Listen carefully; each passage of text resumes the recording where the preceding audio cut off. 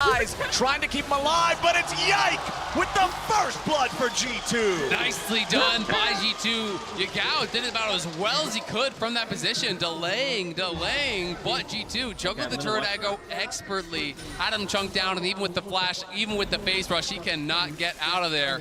G2 already off to a good start, and that's that early win that I was talking about that can build some confidence, that can make you think, you know what, we can do this. We had some bad games, but we can do this, because it is 5 straight games that G2 have now lost, because the 2 straight to Gen G, then 2 straight to NRG, then game 1 against this. So it's really important to start building some momentum, to keep that attitude where it needs to be. 7,000 be a little too much. Ooh, 700 gold lead. That's a gold lead already. G2 after this one. Let's take another look at how Caps played it and started off. Yeah, he goes into the cannon minion on the shift there, and is just tanking it up in cannon minion form. I'm gonna be honest, I don't know exactly how that interaction works, but it seemed as though he was more tanky as the cannon minion almost than he should have been. Cannon minion power. Like, that was interesting, but actually just shifting into it. I know there's some tricks. That there was videos circulating around about some of the crazy stuff you can do, you know, with that Nico passive, where you can actually immune certain types of damage, you can reduce certain types of damage. So I'm guessing it was some sort of a trick along those lines. He spent all his spells. Broken Blade not 6, but does force out the ulti there from Bin, who's being respectful, but Caps now moving towards top side, or at least threatening that roam. But yeah, just really well done from G2. Spend all your spells, go into the cannon form, tank it up, buy off the time for Yike, and Yagao, even though he had the fancy feet, you know, did it pretty well, just couldn't get out.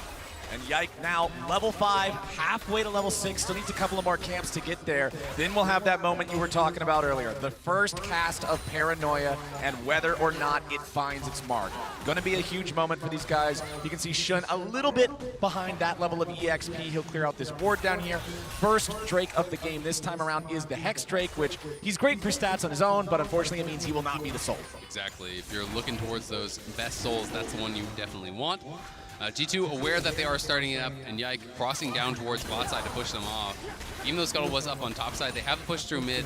They are getting pushed in bot, but it is Caps moving down. They wanted to make sure that Dragon was not being taken. That's why Yike jumped off that top side. Also, soaks some XP there mid, now hits 6, so has that ulti available. And where will he go? You know, you do have Broken Blade with the ulti and Bin with none, so I think there is potential, if you can get him chunked down, to look for a play there. But that's what Shun is reading. Shun is heading out straight up towards topside and wants to be around to cover. Oh, Mickey goes in, looks for the lockdown. On having to back off now with only 200 HP remaining, but Hans also critically low, and Elk's ulti means that G2's not going to go any further, but hey, they trade the Ignite from Lissandra for the ulti from Elk. We'll see if they can take advantage of that before the ulti comes back up for this area, but it doesn't look like it. Yep, exactly, and Shun feeling now that Bin is safe as... Never mind, they are going to go in. Elk is under pressure, and G2 finds their second kill. G2 and 0, starting it off huge in this one. Ghost pop. Broken Blade's going to look for the all-in potentially here. Bin's trying to delay for his ulti. Bin is level 8, Broken Blade is level 6. Yeah. That is quite a power disparity. Yeah, that is a massive disparity, but the Ghost being popped, he clearly wanted the all-in, but the axe gets sidestepped. Bin delays until his ulti's up. So nothing to find there for Broken Blade besides that missing summoner. And you look at the CS advantage on top side, it's a pretty massive top gap. You know, it's already that big lead that they're creating for themselves, but the 2 kills for G2, the Herald grabbed as well, does mean that they have an opportunity here to not only get a kill with the first ulti, but then potentially get a ton of plates. If you can get a kill in the solo lane, drop the Herald, really farm some plates there, you can maybe blow open this gold lead. Having that kill on the Kai'Sa feels so good too, because remember, with this massive dive comp, they need to have the damage for that go button to be a death button, and Kai'Sa's a big part of it. Also really fun just seeing how these Nikos play around with the clone. You can see Caps there use the W and microed his clone forward in front of Yagao to block the shock blast that was going to be used the last hit. It's just these little things that you can do to kind of harass your opponent, to deny them CS. Yagao's having to play so far back because he has no flash. That is why he is so scared to walk up, because he has no vision on top side. You know, if you're looking at the map, no wards in this whole area, and he knows that Nocturne could be ulting in, right? So he has to play so far back, so respectfully, and it's allowing Caps to create these incremental advantages that are becoming big ones. He's only able to far from max range. There they are, flash ulti, Yike coming in over the top, Paranoia! Paranoia claims Yagao. It's a 3-0 game for G2. Look at the flash. The timer just barely not up. G2 picture perfect with the timing on that one. They get in on Yagao, who's playing so respectful, so defensive, but Bin going aggressive. In level 9 to the level 7 of Broken Blade,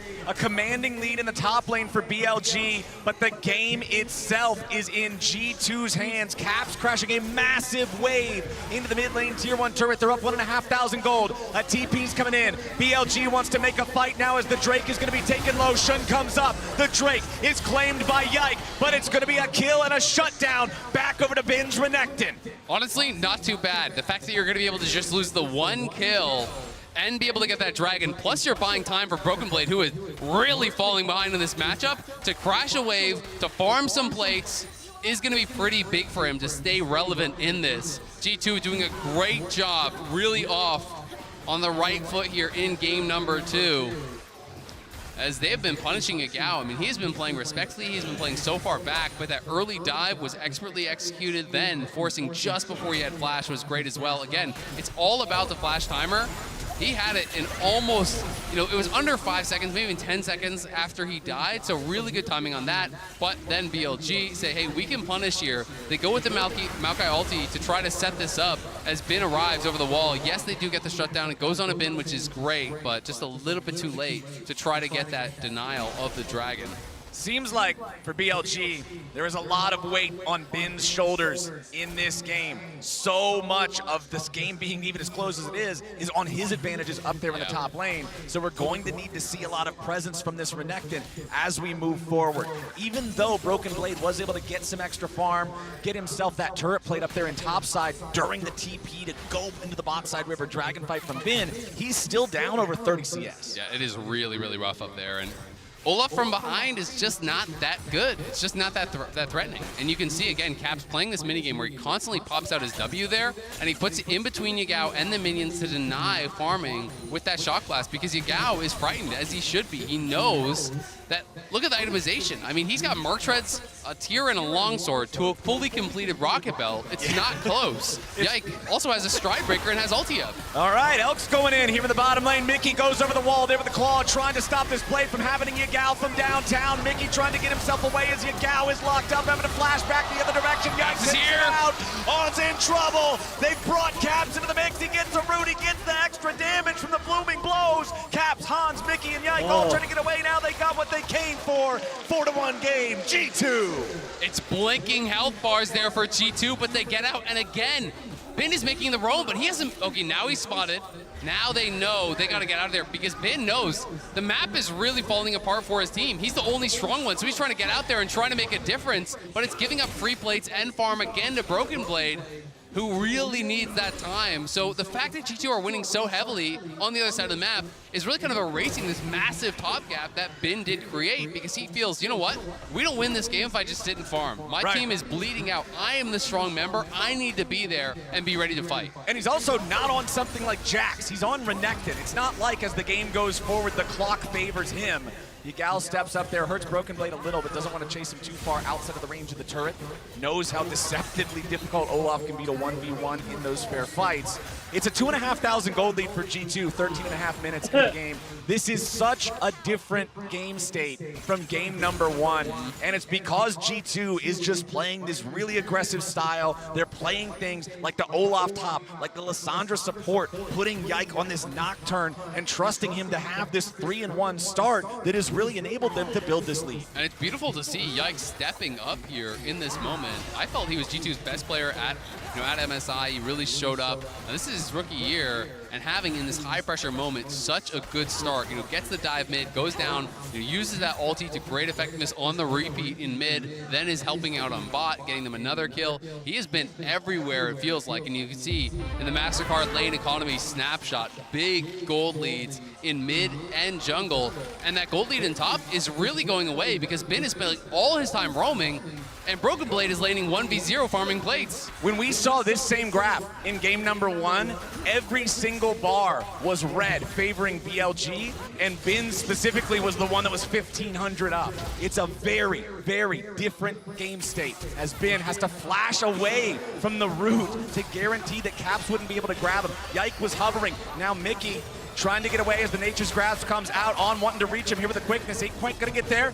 Mickey wants to buy an extra moment here with the ulti, but Elk's got the damage. Clean from on, perfect CC chain, because with just the knockup, it's still going to have enough time to actually take that claw and get over the wall. So he has to do the knockup and perfectly chain that into the charm. So there's no ability for Mickey to reactivate, and also if you overlap it, you're still going to be able to activate at the end. So really good stuff there from on, gets a kill onto Elk.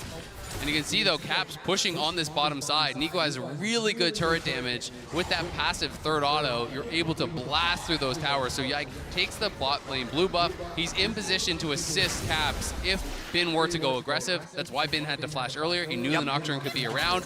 Also means it's going to be a freebie on the Dragon for them. And just look at the vision control down on this bot side. They kind of have this big circle of control that is going to keep Caps safe, going to keep him pushing up, and extending that advantage. Ygal trying to keep this tier 1 tournament alive, should be able to make it last for this wave, but as for the next one, Broken Blade may just be able to hard force the issue. Caps and Yike working together in the way that they are has been a huge part of this game for G2. Just putting those two champions burst together in the same situation guarantees any of these guys on BLG are dead. There is no tank champion on BLG. Eventually, if this goes to 4 or 5 items, yes, Maokai can get tanky, but right now it's Demonic Embrace. Yep, exactly. So there are these good targets for them to attack, but you can never underestimate the LPL team fighting. If you make a mistake, they will punish you. Elk is an incredible team fighter. Yeah. And we know that BLG know their win conditions. They're playing towards it. That is why Bin is not just AFK farming in a 1v1 that he was winning that hard. He could have had probably a 40, 60 CS advantage. He was already up 30, 40 early. And he could have definitely not given up any plates, but he knew that he needed to play the map. He knows that he needs to really be a part of these fights if they're to win them. So we'll see if he's going to be able to get involved and if BLG can challenge in these next couple Dragons. Still 2,500 gold lead for the side of G2. Back at 14 minutes, we saw that the turret plate comparison was 8-2, a little bit over a plus 1,000 gold for G2 compared to what BLG earned from that. They also just claimed the first turret of the game. So tons of their money, tons of this lead coming not just from the kills that they have with the 4-2 advantage, but from the extra pressure they've got in the lanes from these plays, from the extra plates they were able to farm up. G2 now sending Caps back to base. He'll do his next shot. You can see win probability powered by AWS on your screen right now. That blue line is going very, very high.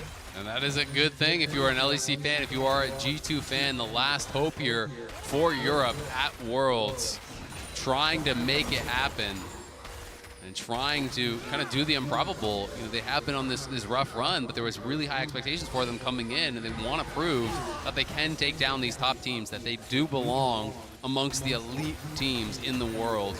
And taking down BLG in one game here would be an incredible start. Caps cosplaying a melee minion here in mid lane. When you're up against Nico, you gotta count them. Shun fires out the Nature's Grasp. Caps trying to stop these guys. Twisted advance, back onto Mickey. They charm him up. They want to blow him up, but they can't find him here just yet. The ulti keeps him alive. Zap comes through. Shun takes the kill. Nice kill again, just locking down Mickey. They're expertly chaining the CC, not giving him an opportunity. And now with Mickey dead, the Herald's going to drop you. Gao comes mid, and BLG are just going to group 5 around this Herald to try to make sure that they do get a crash. If G2 overcommit, BLG may look for the go button here. We'll see the Herald slowly being chipped away at. All right, rears its head back for the charge. On goes in for the knockup. Not going to get a whole lot more. The Herald charge only did half the turret's health. It had taken pretty much no damage other than that, and it's just because Caps controlled the lane the entire early game. Exactly. Gao was only seeing one tower, and that was his. All right. Did not cross that lane until he was a man. And still, I think that's probably the first time he's crossed the lane is right there. So good job, Yagao. Crossed the midpoint here for the first time. BLG trying to claw their way back into this one. Less than 2 minutes until the next Drake spawns. Very slow Drake game so far. Just the first couple over to the side of G2 as Yagao gets away over the wall. Yike wants to chase them. They turn it back around. G2's jumper is overcommitted. They strike him down. Yagao's the one to get the kill. That's a big kill there. The fact that Yagao lives as well, on and everyone piling in. they're ready to fight. They know G2 is going to look for picks. They know G2 is going to try to find these snap engages with the knockdown. They're saying, you know what, we're going to be ready for you. We're just going to group, and we're going to be there to battle you at every turn. But Caps pushing down bot side. Cuz has to be respectful and knows it. Been hesitant a little bit to actually show on that top wave, but with no one showing now bot, he knows he can just at least push this out because On is covering him in that top side river, and then he'll back it up. All right, let's take another look at how this happened. They thought, oh, this was beforehand. Yep. Excuse me, never mind. This was the initial catch on Mickey. Exactly, and it's just all, again, about the CC chain. Look how well they did that. The Maokai ult into the Maokai knockup, into the ult, the charm there from the Rakan, then the knockup from the Rakan. There's just no way for him to move. And then here again, Yagao flashes over the wall. He has that phase rush proc though, but instantly everyone comes in. Double shield there by On, the knockup, the twisted advance, the knockback, everything there. They throw it all in the kitchen sink to protect Yagao, who has been the target of so much attention throughout this game. Yagao jumping in now to the skies after Broken Blade, who goes for the Ragnarok. This is a big, big deal. Olaf without an ultimate in a team fight does not feel good to play. And that hurts because he just pressed it a split second too late. He wanted the all-in, but he was too late on the click, which meant he got knocked back and then pressed it instead of immuning the knockback, which is what he wanted to do. He wanted to pop the ghost, have that knockback immune, and then go for it. G2 though, good positioning here, pushing up mid. Yagao and Shun trying to wrap back around, but again, you can see Bin moving down to the team. He wants to be here. They know they don't want to give up a third dragon for free. They want to start building that up for themselves. Zap through the wall, won't find a target. Mickey's at about 2/3 HP. We've seen him survive a couple of situations a lot longer than he should thanks to the Lissandra ulti.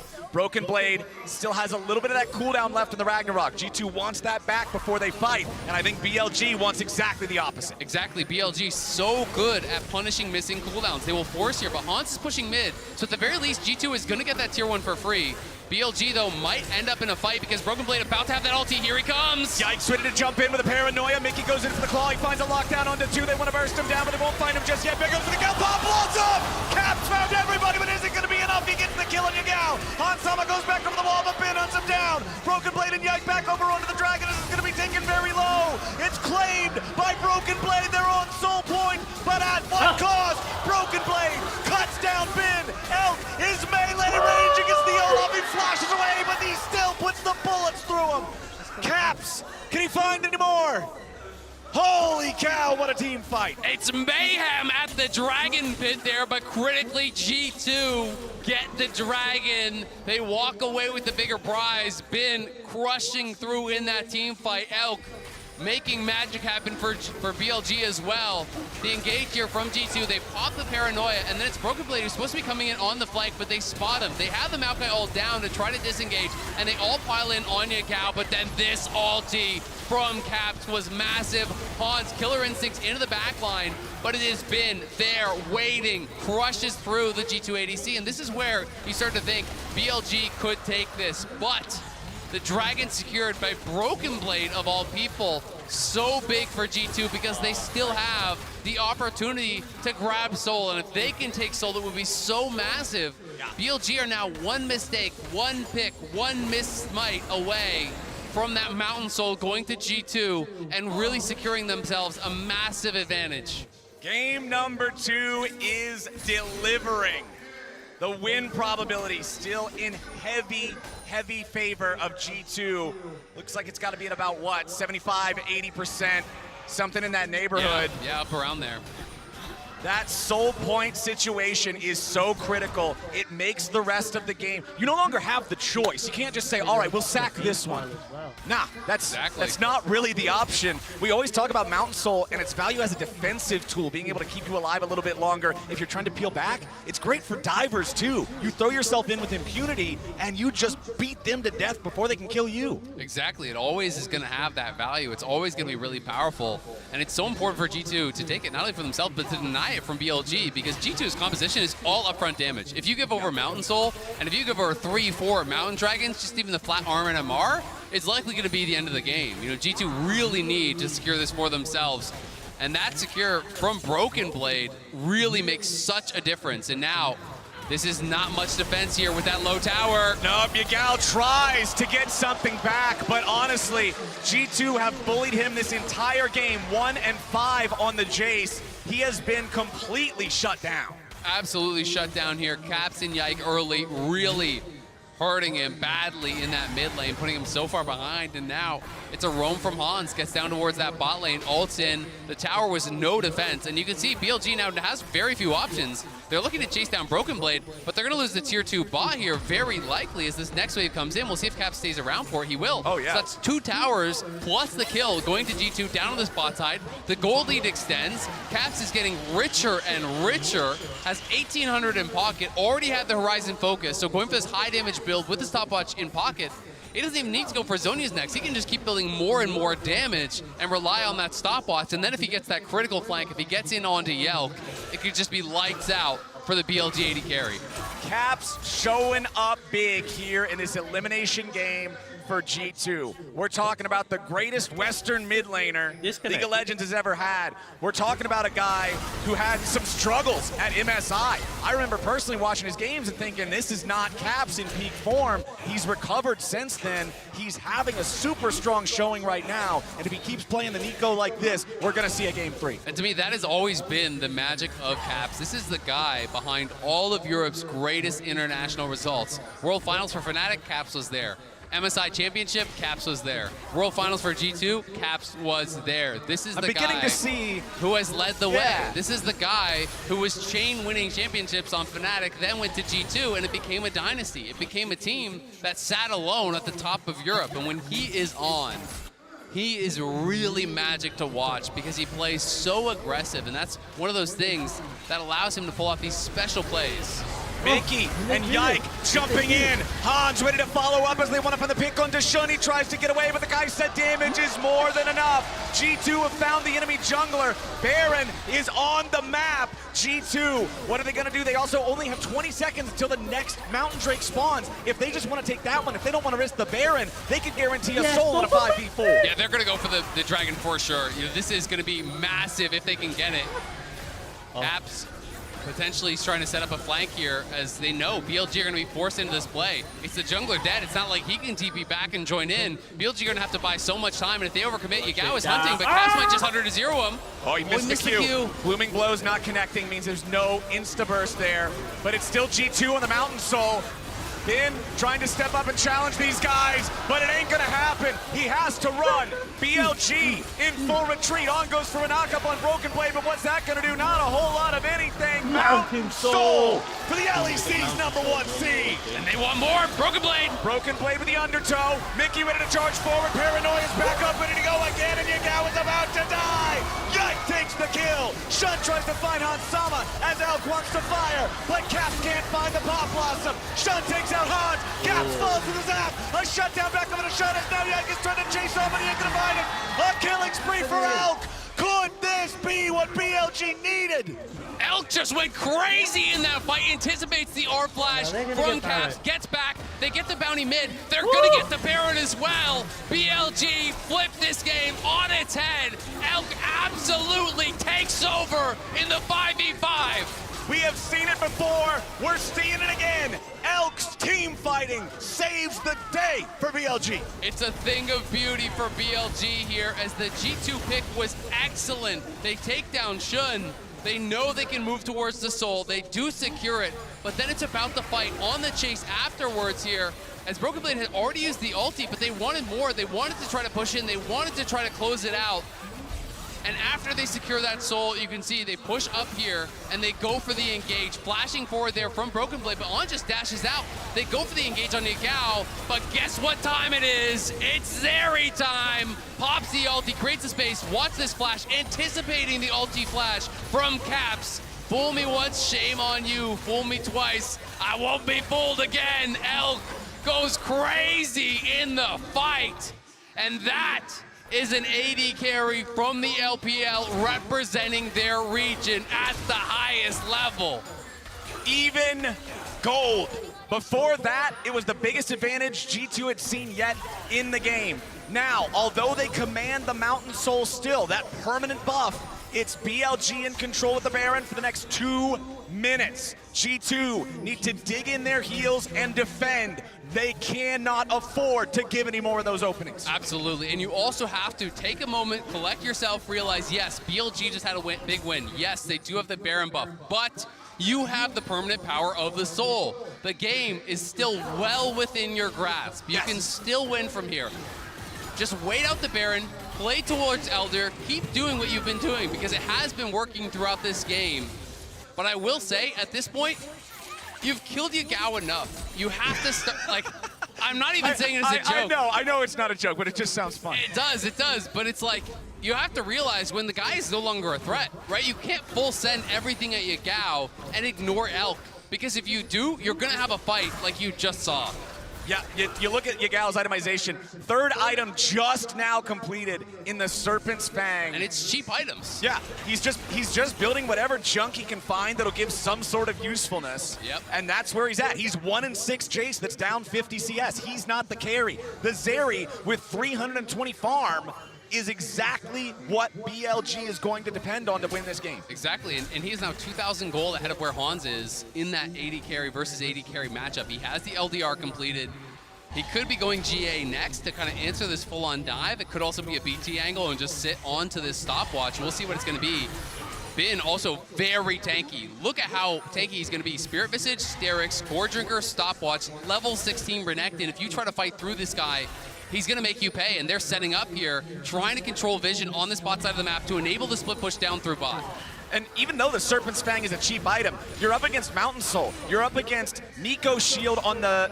Well, used to have a shield on the ulti. You're up against Kai'Sa's shield on the ulti. You're up against the shields that Broken Blade gets for himself. It's not without value, but it's usually not what you see Jace build third. It's still going to be effective. The big thing here, Mr. Azael, is the Elder. All the Drakes thus far may have gone to G2, but none of that's going to matter here in about 2 minutes. I mean, that's the tough thing, is when you make that one mistake in the late game costs you so much more, right? Because you can grab a Baron, because you can grab an Elder, because you can grab these buffs. And the Elder especially really feels like if you mess up there, it wipes away all of the good work you've done throughout the entire game. So G2 have got to button it up, have got to be on point here.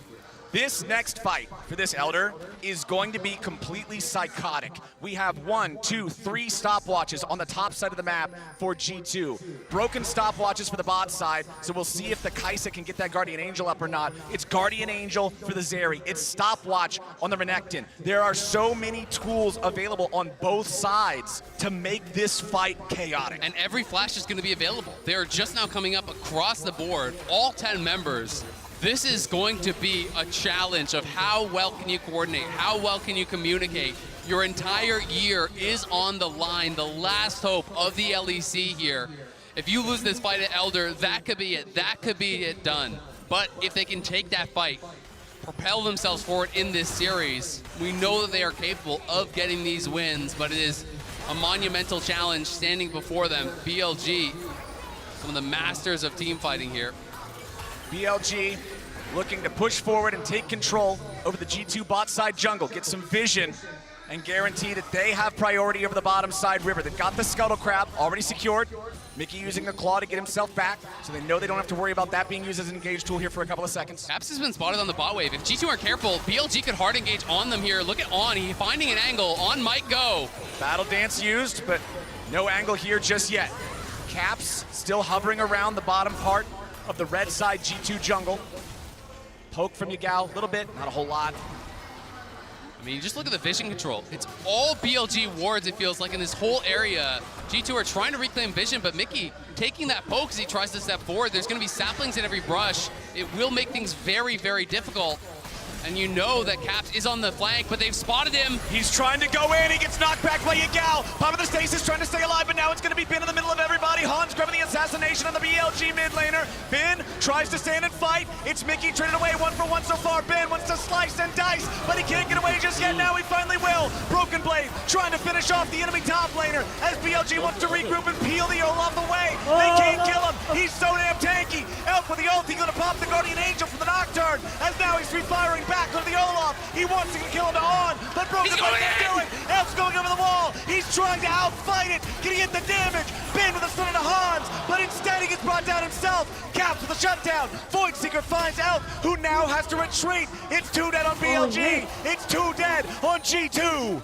What a fight, back and forth. All flashes spent, all 10 flashes down now.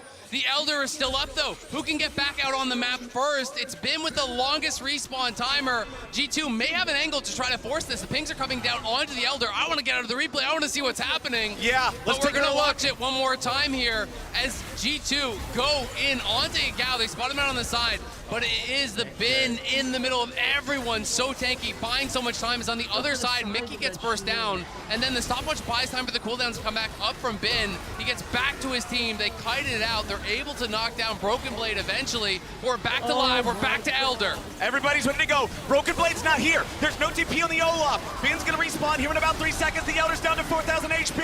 Could it be an Elder flip to end the game? Shun's locked down. Elder Drake coming to G2.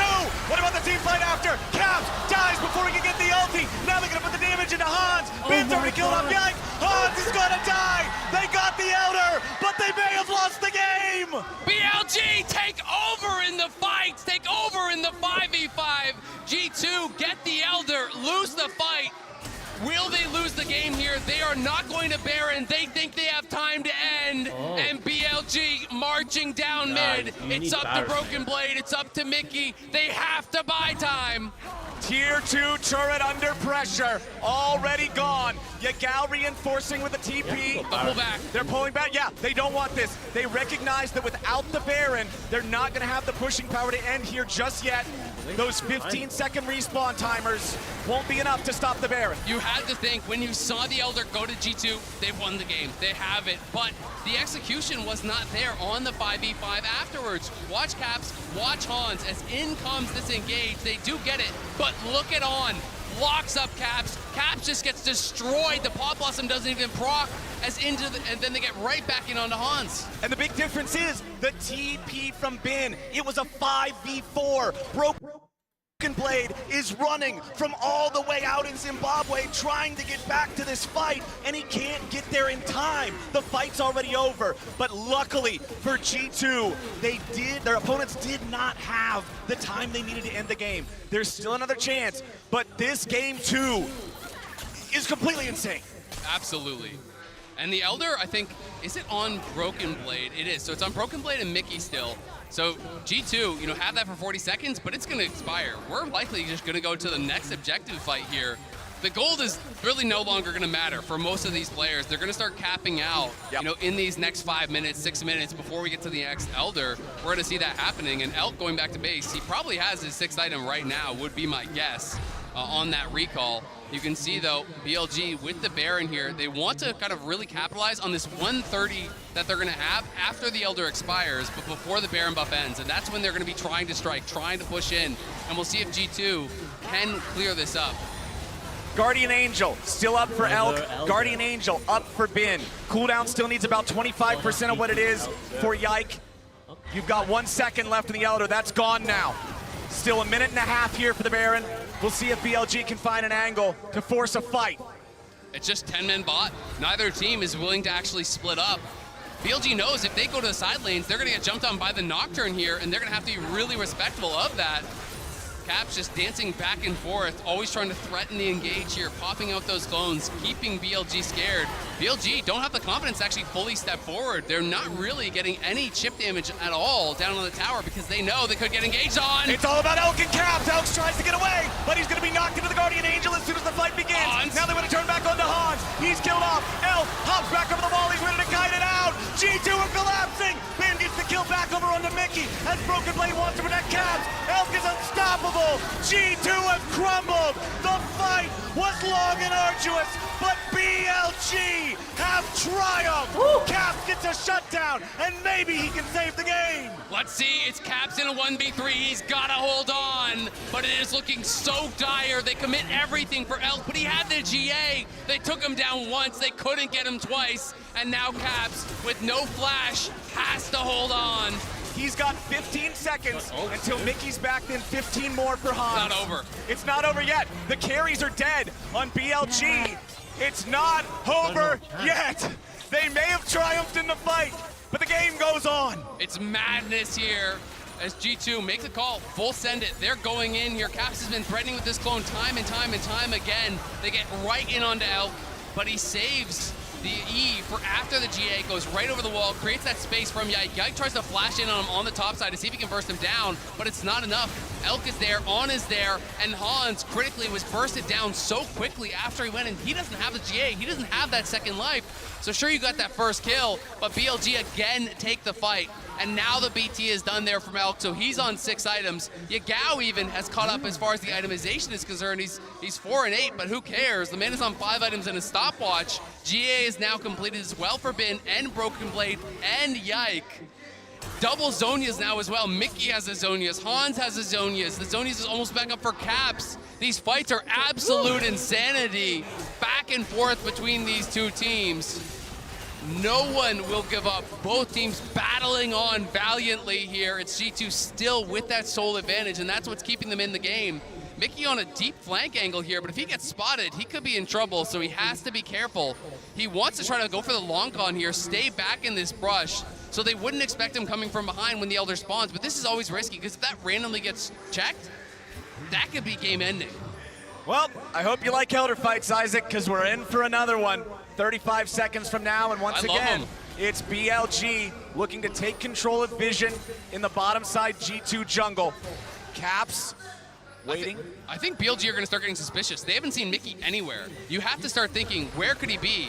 And they're trying to look potentially here for a pick onto Caps. Oh, it's very Caps! far. If he gets caught, that's huge. Pop Blossom ain't gonna get anything. He fires up another route to try to lock down Yagao. On goes in. Now they're turning around. Elk is gonna die!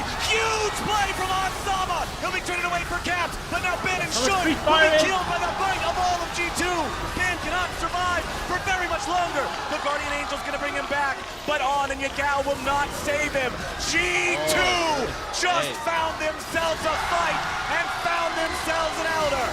And it was all down to Mickey. He stayed so long there in that brush. He got the engage onto Elk. He put the plasma on him. Hans can get in. That risky play. He bets it all, and he comes up big time. That's your LEC MVP! Getting it done and keeping G2 alive. The crowd here in Seoul erupting in G2 chants. They love the battle. They love the fight. Watch Mickey, top of your screen, right here. That long flank, that right there is an engage from the LEC MVP. And he sets it up for the squad. So risky staying back there for that long. He was on that flank engage for a full minute at least. And they get the pick onto Elk with no GA on him. It means so much, and now they get Elder. Now they get Baron, and it is BLG who are gonna be so hard pressed here to hang on with this double super buff plus soul.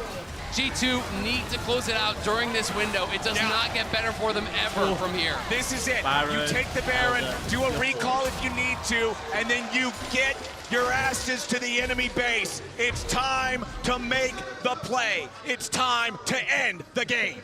And they also have double GA advantage. Massive for G2. Broken Blade and Yike, neither of them lost it. Elks is still not up. Bin just lost his. It's going to be a while before they have those available, so GT need to push now. The wave clear on BLG is very poor. They're not going to be able to clear out these waves really easily. They're for sure going to lose the outers. They're for sure going to lose an inhibitor. They have to make the call. Do we try to fight into this? Do we just try to give it up and defend to the Nexus? How long can we hold on? Because they need to thin this wave as much as possible. Nature's Grasp flies out. Yike blocks it with Spell Shield. TP coming in. They're going to kill On before anything else happens. Hansa's on a rampage. Then Broken Blade leads the charge. Elf's knocking it away. And Caps throws the ball up into the air. Yagao will not stop it. G2 will not go down without a fight. Quadra kill for Hansama. They're trying to go for the Penta, but it is over. It is done. G2 have won. Here comes Hans. He wants that Penta. Give it to him. He deserves it. Hans trying to chase them. Yagao trying to get away. It's not going to matter. The Nexus will fall. It's all theatrics at this point for the pentakill. Hans won't get there. He's still trying to chase it. Yagao gets out, but the series goes on. We're going to game 3.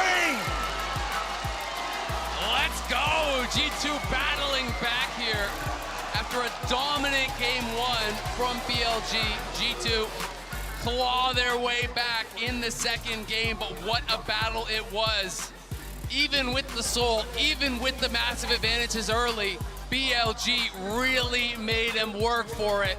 And you started to believe that Elk might just be able to make it happen for him, might just be able to pull it back from the brink of the abyss, but G2 closed it out off of that Mickey flank, and to me, that was the game-defining play. Absolutely. Locking down Elk, finding the late game 6-item Zeri. People always joke about how once she gets to that point, there's no way to win unless you somehow find a miracle angle. Well, there it is. Ladies and gentlemen, game number 2 delivered. We're tossing to a break, but we'll be back here. Don't go anywhere. Game number 3 is coming up.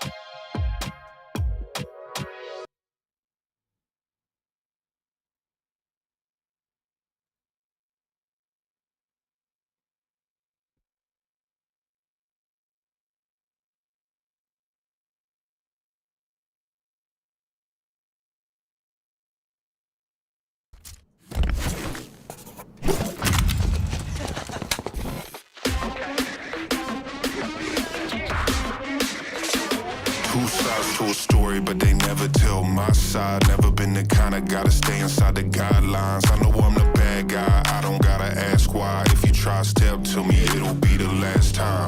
I got dirt on my name, 6 feet in the ground. I got people in my past try bringing me down. Say I'm losing my mind, I don't wanna be found. Grew up in the shadow, but I know they watching me now. Paranoid, undergoing movie setting. Pull up on it, I got trauma right behind me. Bite the bullet, certain times I single handed. I'm gonna show you how to crush a pony. Every time you pop up, they hoping that you fall hard.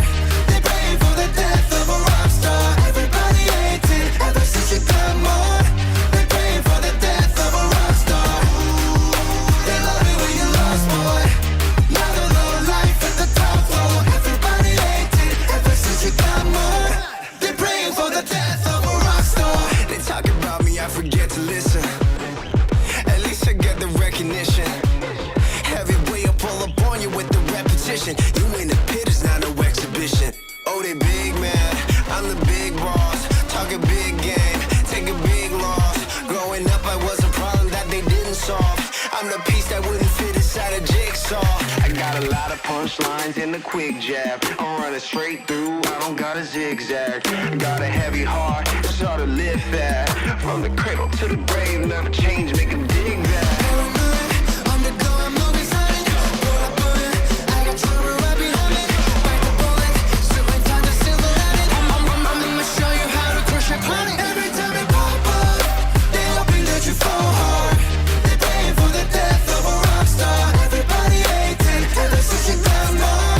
They praying for the death of a rock star. They love you when you lost, boy. Now the low life at the top floor. Everybody hates it, ever since you got more. They praying for the death of a rock star. Wanna kiss me long at night with a rose, hoping that the Eiffel falls. Of course, you don't understand the life we chose. On life support, need my silence, my privacy, so I can heal. And even rock stars got feelings that they feel in reality. It's just repeats like a drill.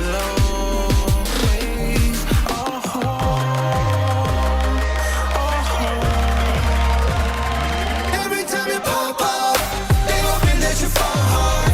They praying for the death of a rock star. Everybody hates it, ever since you got more. They praying for the death of a rock star. They love it when you lost, boy. Now the low life at the top floor. Everybody hates it, ever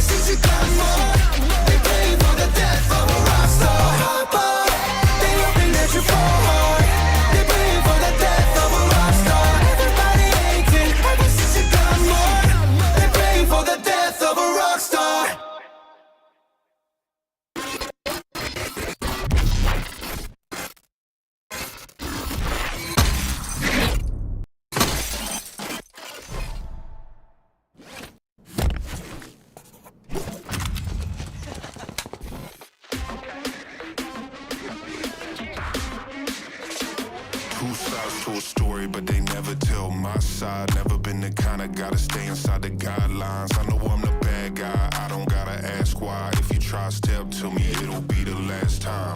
I got dirt on my name, 6 feet in the ground. I got people in my past try bringing me down. Say I'm losing my mind, I don't wanna be found. Grew up in the shadow, but I know they watching me now. Paranoid, undergoing movie set. Pull up on it, I got trauma right behind me. Bite the bullet, certain times I single at it. I'ma show you how to crush that panic. Every time you pop up, they hoping that you fall hard. They praying for the death of a rock star. Everybody hates it. Ever since you come up, they praying for the money. Bite the bullet, certain times I single at it. I'ma show you how to crush that panic. Every time you pop up, they hoping that you fall hard. They praying for the death of a rock star. Everybody hates it. Ever since you come on, they praying for the death of a rock star. They love it when you lost, boy. Now the low life at the top floor. Everybody hates it. Ever since you come on, they praying for the death of a rock star. They talk about me, I forget to listen. At least I get the recognition. Heavyweight up all up on you with the repetition. You in the pit, it's not no exhibition. Oh, they big man, I'm the big boss. Talk a big game, take a big loss. Growing up, I was a problem that they didn't solve. I'm the piece that wouldn't fit inside a jigsaw. I got a lot of punchlines and a quick jab. I'm running straight through, I don't got a zigzag. Got a heavy heart, sort of live fast. From the cradle to the grave, never change, make a dig that. Undergoing movie set. Pull up on it, I got trauma right behind me.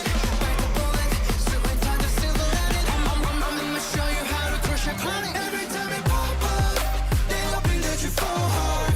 They praying for the death of a rock star. Everybody hates it. Ever since you come on, they praying for the death of a rock star. They love it when you lost, boy. Now the low life at the top floor. Everybody hates it. Ever since you come on, they praying for the death of a rock star. Wanna kiss me long at night with a rose, hoping that the Eiffel falls. Of course, you don't understand the life we chose. On life support, need my silence, my privacy, so I can heal. And even rock stars got feelings that they feel in reality. It's just repeats like a drill.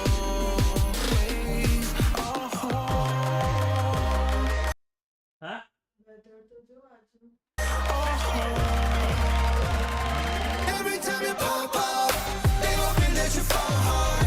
They praying for the death of a rock star. Everybody hates it. Ever since you come on, they praying for the death of a rock star. They love it when you lost, boy. Now the low life at the top floor. Everybody hates it. Ever since you come on, they praying for the death of a rock star. Pop up, they hoping that you fall hard.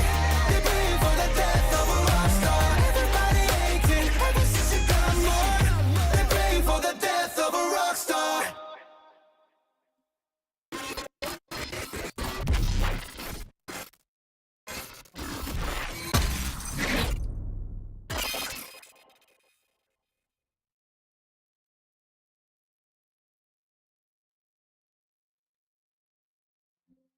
proc second win, she doesn't get the ramping tower damage, and most importantly, she also gets access to the, hey, you're going to take 14. The tilt from BLG after that play. I like it. You're trying to give us copium. You're trying to give it to us. And I think you deserve it. You know, after a game like that, I think on both sides, okay, BLG will definitely not be happy with the way that ended. But it was just so close. Fight after fight after fight. I think the thing is, though, like, it didn't have the right to be, realistically. Like, G2 No. had control of this game. They got the ball rolling in the early stages, and then it was those late game fights, the Baron calls that were coming through from BLG that really got them back into this. And I think that's where the biggest upset is just that G2 had the control in the early stages. Follow me. In a way. Okay. You know when G2 came into this World Championship, yeah? And they had that game versus D+. That they had no right losing. They won that game. They threw at Baron phenomenally. They won that game. Mm-hmm. They played versus ways, giving You know that There's a mechanic. Nico McGinnis on Twitter, and Medic was in the start of the game because it was actually really stick, and it was APA who was actually talking about this on Twitter, and Medic was highlighting it for me as well. One of the things with Nico is that when she turns into a minion, she gets all the attributes of a minion. So she doesn't proc second wind, she doesn't get the ramping tower damage, and most importantly, she also gets access to the, hey, you're going to take 14% of your health off these turret shots. So this was sick to see. Caps was able to set it up, and that was the start of that really strong early game, because then you hit the level 6, then you're diving in mid, then you're getting the early ball rolling, and I hope we get to see that again from G2 coming into the next game. Yeah, and it did actually, like we were joking about it, but Yagao had a really rough game. Was targeted very heavily, but the Jace into Nico matchup is one where Jace actually generally is able to hold himself pretty well, but between the Nocturne and the Nico kind of bullying right from the get-go, it was really hard to play out. Yeah, and let's talk a little bit about draft also, keeping in mind that we need another one. Jack, you brought up a point. You said before that you just do it. Go ahead. So listen, Nocturne, Olaf, Lissandra, those are G2 picks. And even having the Nocturne Nico and the confidence to make that dive is because they are really familiar with their picks, even though everyone plays Nico. This is different than the G2 drafts we saw literally yesterday, where it felt like they were trying to fit into the tournament meta. But now, when they're on elimination point, I love these types of things when they are playing the stuff that other people aren't. It'll give them that edge. We know through interviews that G2 has played a lot of this weird stuff in scrims, and they were winning with it. That's why they thought they had the answers to the meta before this tournament started. So I think after this win, we're going to see more similar crazy G2 stuff in the Game 3 draft. Which, you know, most likely they won't get blue side for the third time this series. I don't think so, indeed. And, you know, G2 totally with their backs against the wall. They couldn't be, they were in the wall, basically, I want to say. But they still have to bring it home. And I was in this position a while ago with Fnatic, and they did not do it. G2 has a chance. BLG don't look that tilted, and they know that they have the individual ability as well as the team fight ability to bring this one home as well. They really don't. Elk seems pretty okay about it. Yeah. Because you know what? If they win this game, people don't remember that play. No, but I'm going to post it on my... I'm kidding. I won't. I won't. Of course I won't. Wow. I mean, this is the very last game of the Swiss stage that has delivered so much, and it's just the tension keeps on building. And that's the thing with BLG now taken to the blue side. They've got access to, hey, we can open up the draft. We don't have to ban things like Xayah in game 1. We can get rid of things like the Draven answer. Like, there's a lot of stuff that you can actually now open up here. I made this earlier. And I think that's the big one for me, is like, well, what the hell now is the opportunities for G2 coming into this? Because it feels like we've now got them struggling game 1, very much struggling game 2 on what's supposed to be the strongest side. But I don't really know anymore, to be completely honest. I mean, even though, is game 3 kind of like a tiebreaker to make it through? Yes. Is that a good thing or a bad thing? That's what we're going to see. I think it's generally a good thing for you and tiebreakers. We got to keep cooking. We got to bring the copium up for that that LEC seed, at least. For me, I think we have to go over to the casters, and it's good because I'm flustered and I'm nervous. But it gets the blood pumping, and that's what we're here for. Let's go, Captain. Let's go, Shocks. Adrenaline. That's what it's all about. For you, for me, for G2, for BLG, for game 3. Let's do it. Man, it has just been so fun casting this series so far. Absolute incredible team fight after incredible team fight after incredible team fight in that last one. You know, it really looked like G2 was just going to cruise to an easy game 2 win. Yeah. How it started, BLG absolutely battling back, showing their class. But Mickey and Cap stepping up so huge for G2 when it counted most. That flank, I swear, 99 out of 100 pros would have bailed out of that situation. They just would have recalled. Like, I've been here too long. You know, you get nervous. You're like, they're going to find me. Something's going to go wrong. If he had not waited, if he had not found Elk, I think this is a completely different game. So beautiful stuff to see from G2. And I loved that they were confident to just full send it on this total dive comp with their whole year on the line.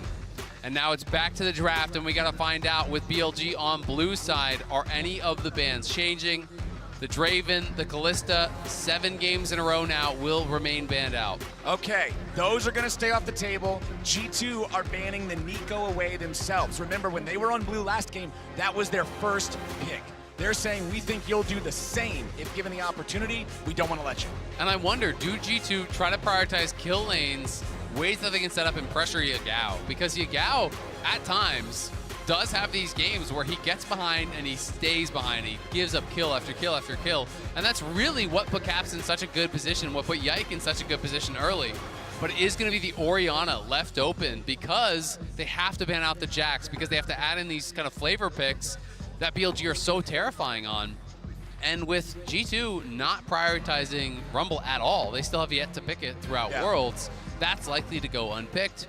Bin, though, doesn't really feel like a Rumble guy either, so it's kind of interesting that neither of these top laners want to play the most highly prized top laner at Worlds. And talking about highly prized champions, the Orianna being locked in, Yagao's last game, he got pummeled.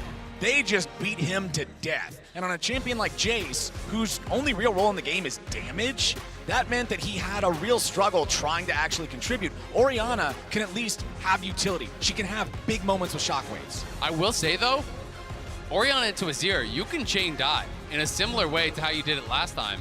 Maokai Azir is not an easy duo to escape from, right? You know, you go forward on cooldown post level 6. You're not going to kill him before level 6 likely, but post level 6, you go in every time the Azir ulti is up, force a flash. As soon as that's down, you look for the repeat, you look for that kill. Similar to the Azir Victor matchups that we used to see this kind of similar strategy. So Yagao is either going to have cover around these timings, or he's going to have to play exceptionally far back, but that can lead you to give up CS, to give up advantages that way as well. So I really want to see if Caps is on point on the Azir, if Yike's on point on that Maokai, as they were in the last game, and Han's going to be locking in the Kai'Sa once again.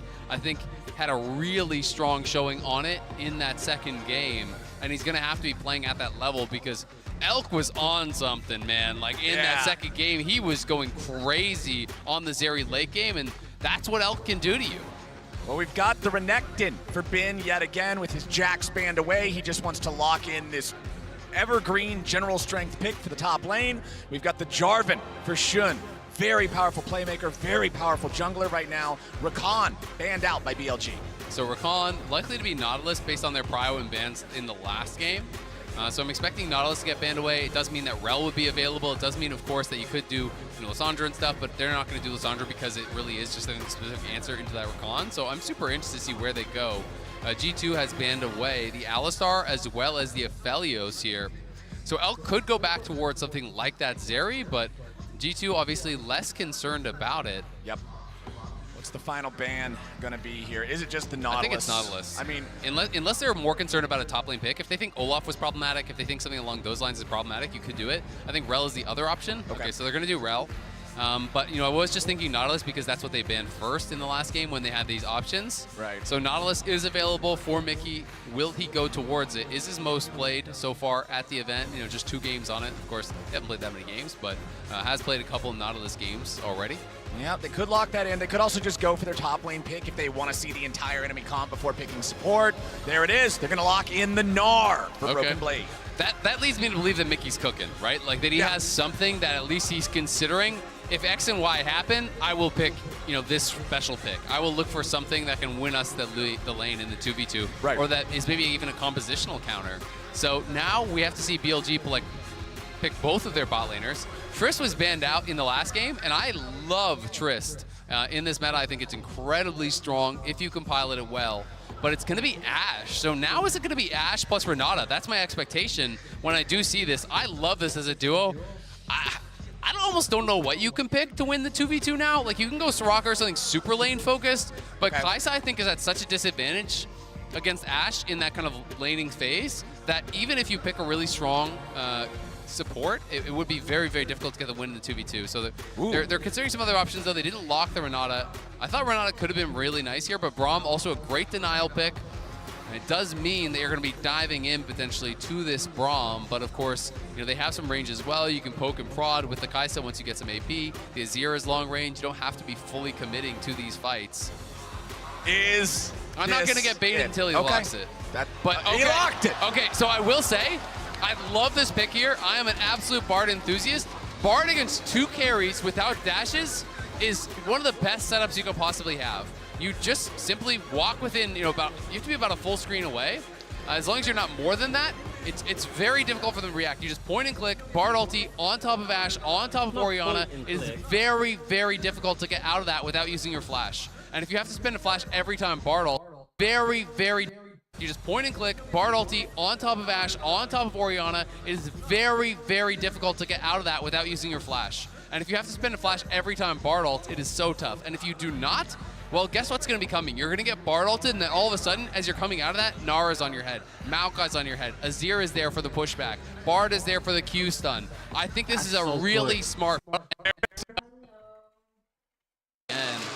for these two, joy of victory, all comes down to one game.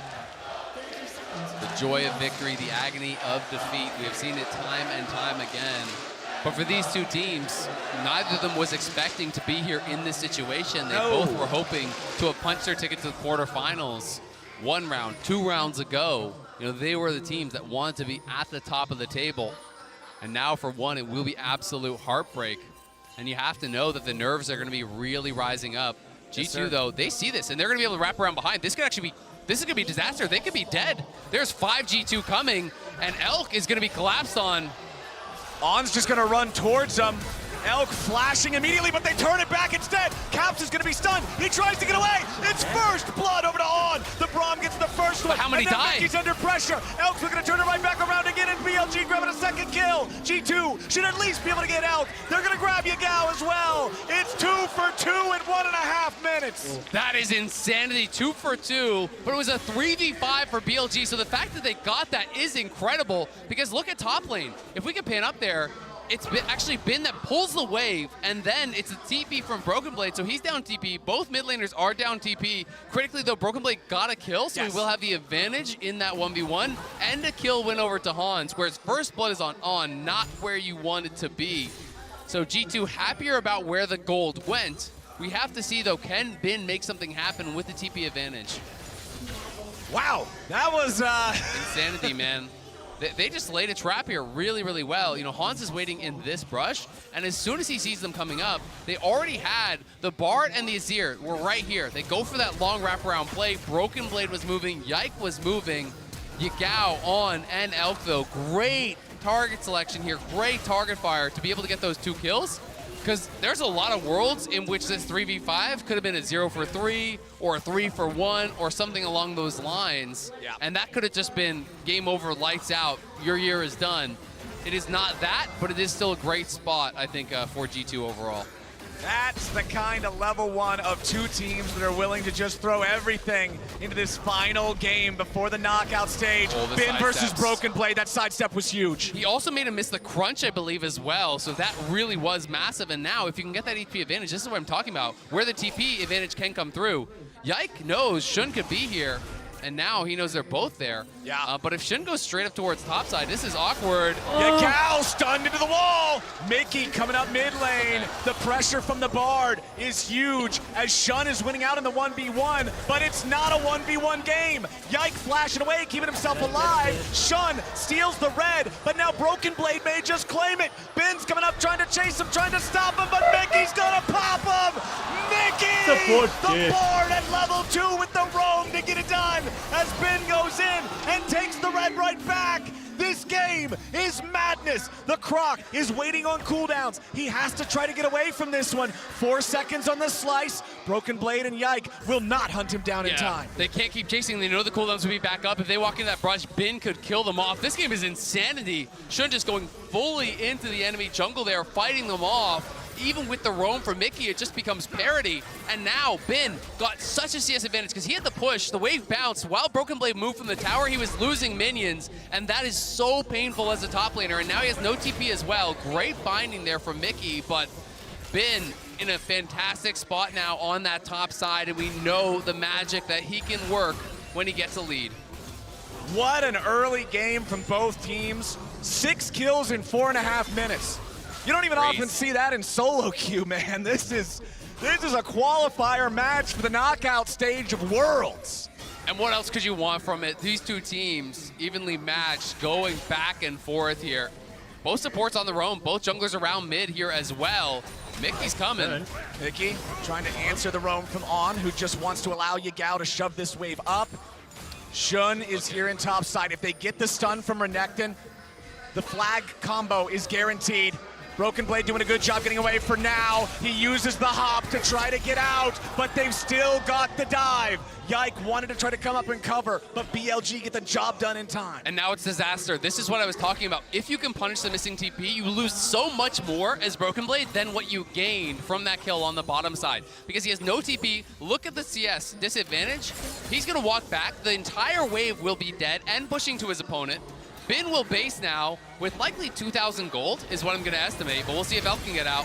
Yeah, Elk's in some trouble. Sidestepping away from it. Nicely done. Plasma proc might still bring him down, and it's Mickey getting the kill. Great sidesteps from Elk, but again, Mickey so active on the map here. He's been everywhere, and they're able to get that kill. It's huge, because yes, Bin is ahead, but Elk got no kill in that skirmish in that level 1. Now is going to lose so much as well. And if you'd rather have someone be behind, you'd way rather have, I think, your Gnar be behind than your Ashe. So Han's going to be in a position to really have some work to do in this game. We'll see if he can get it done. As Yike just scrapping here, push back in, maybe a little bit early. Broken Blade was on the roam, so he wanted to go for it. And there's the flash forward, as well as the flash out. And Shun able to get the heal with that smite. If he doesn't get the smite, he's already dead, and this fight is just a complete disaster. Instead, it's the forced flash from Mickey, but Bin goes in. There's no flash on Mickey, and he has W. He has no E, so he can't get out. He can't E over the wall. There's no magical journey to take.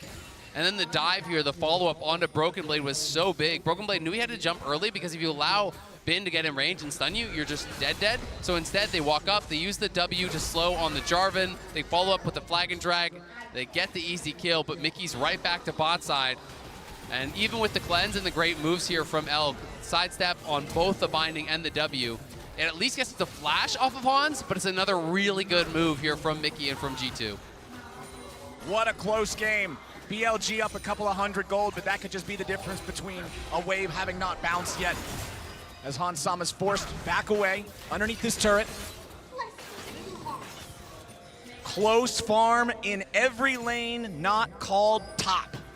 I mean, that's just the Bin diff. He has been incredible throughout this series. Game 1 on the Jax, monster performance. They're going for Elk again, though. Elk gets slowed by the binding, flashes away so the Void Seeker can't hit him, fires the volleys back. It's Shunin on nearby at the Drake, looking to take that one. But now, Mickey and Yike and even Caps are all looking at this. The Drake's gonna reset.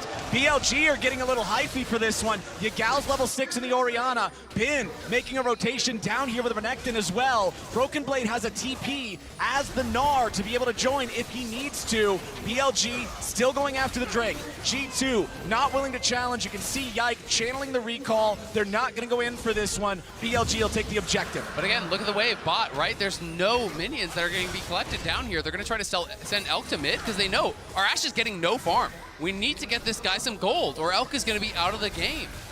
You can see his buys are really, really rough. Bin is going to go back up towards topside to try to collect this wave. He's been very active on the map early, which has kind of afforded Broken Blade, both in Game 2 and Game 3, some time to catch back up and try, to really collect that gold back.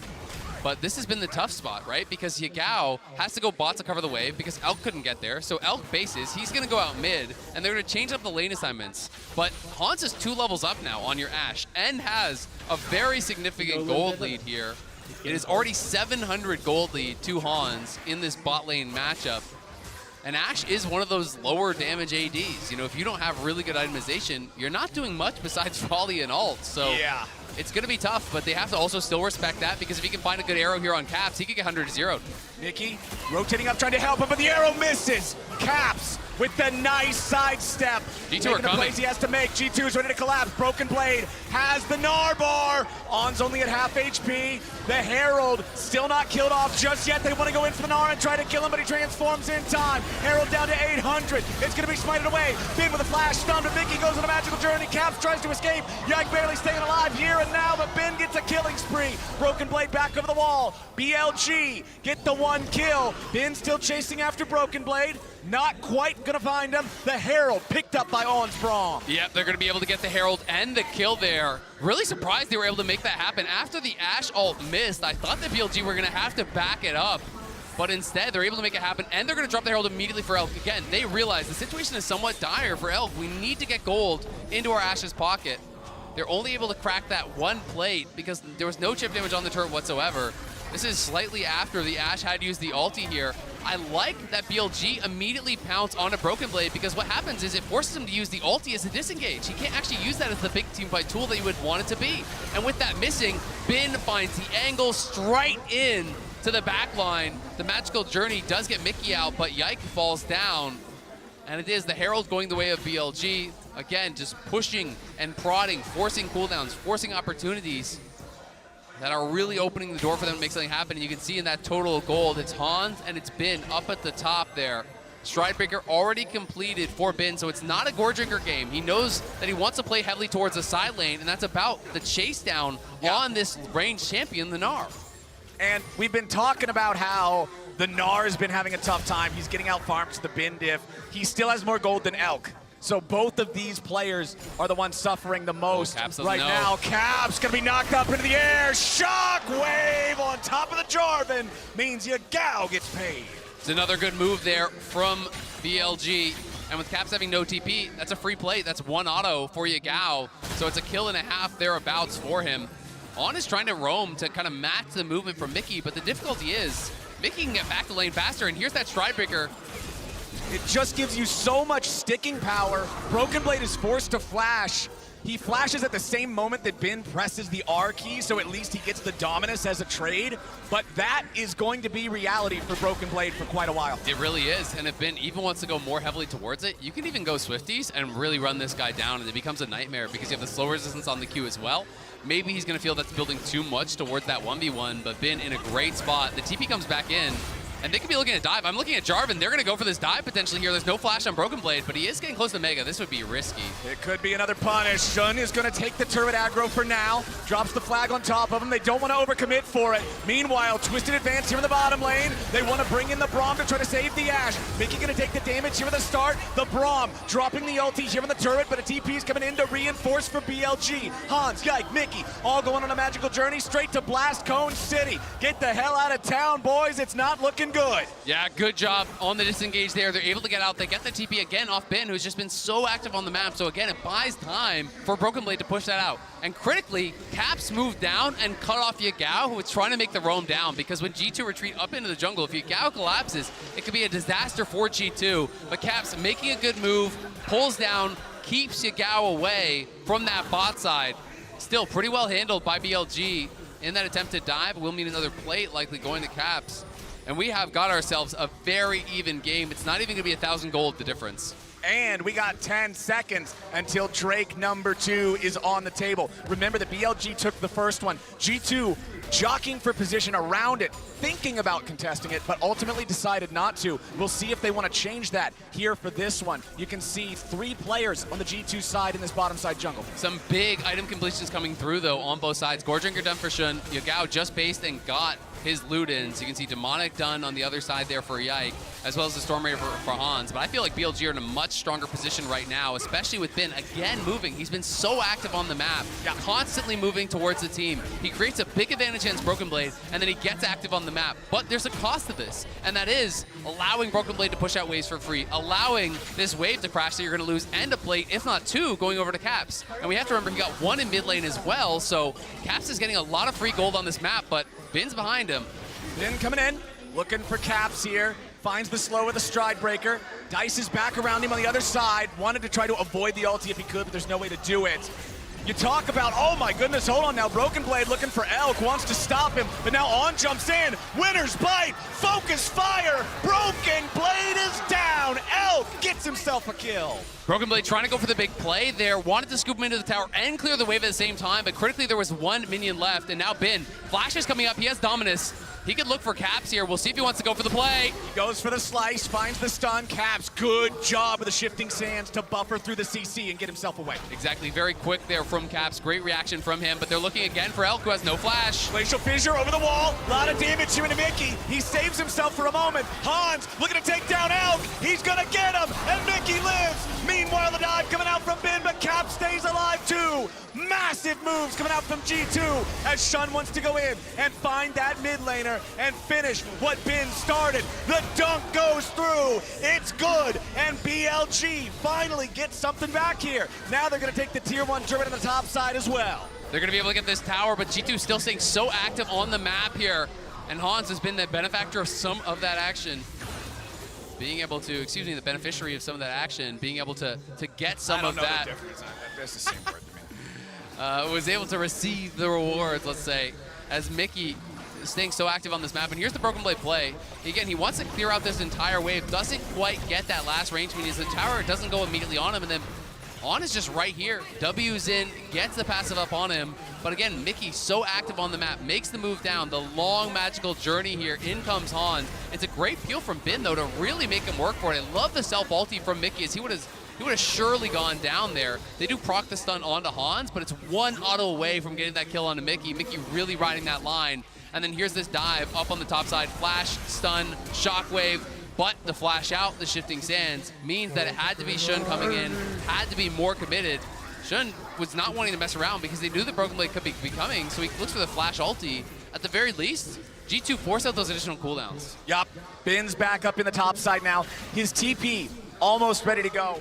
You know, in League of Legends, we joke around. We talk about top laners being on an island. Bin's an aircraft carrier. He's the size of an island, but he moves around. This man is not afraid to get out atop and move that weight to the rest of the team, as Caps is going to be thrown back by the shockwave. Stun into the turret thanks to the Bard. Yagao is low, stays alive with the Guardian proc from the Braum, and the arrow from Elk from a long way away finds the first target. Yike flashing out of the Cataclysm's walls, dropping Nature's Grasp to stop BLG's pursuit.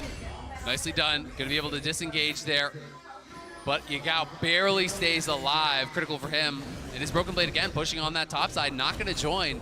Bin TPs once more down towards bot side. Such a focus on being able to group. And G2 are playing a massive focus on side lanes. They want to push out. They want to hit towers. They want to scale. They want to play it that way. Spread the map and look for picks. And I think it's really intelligent when you are playing with the Bard.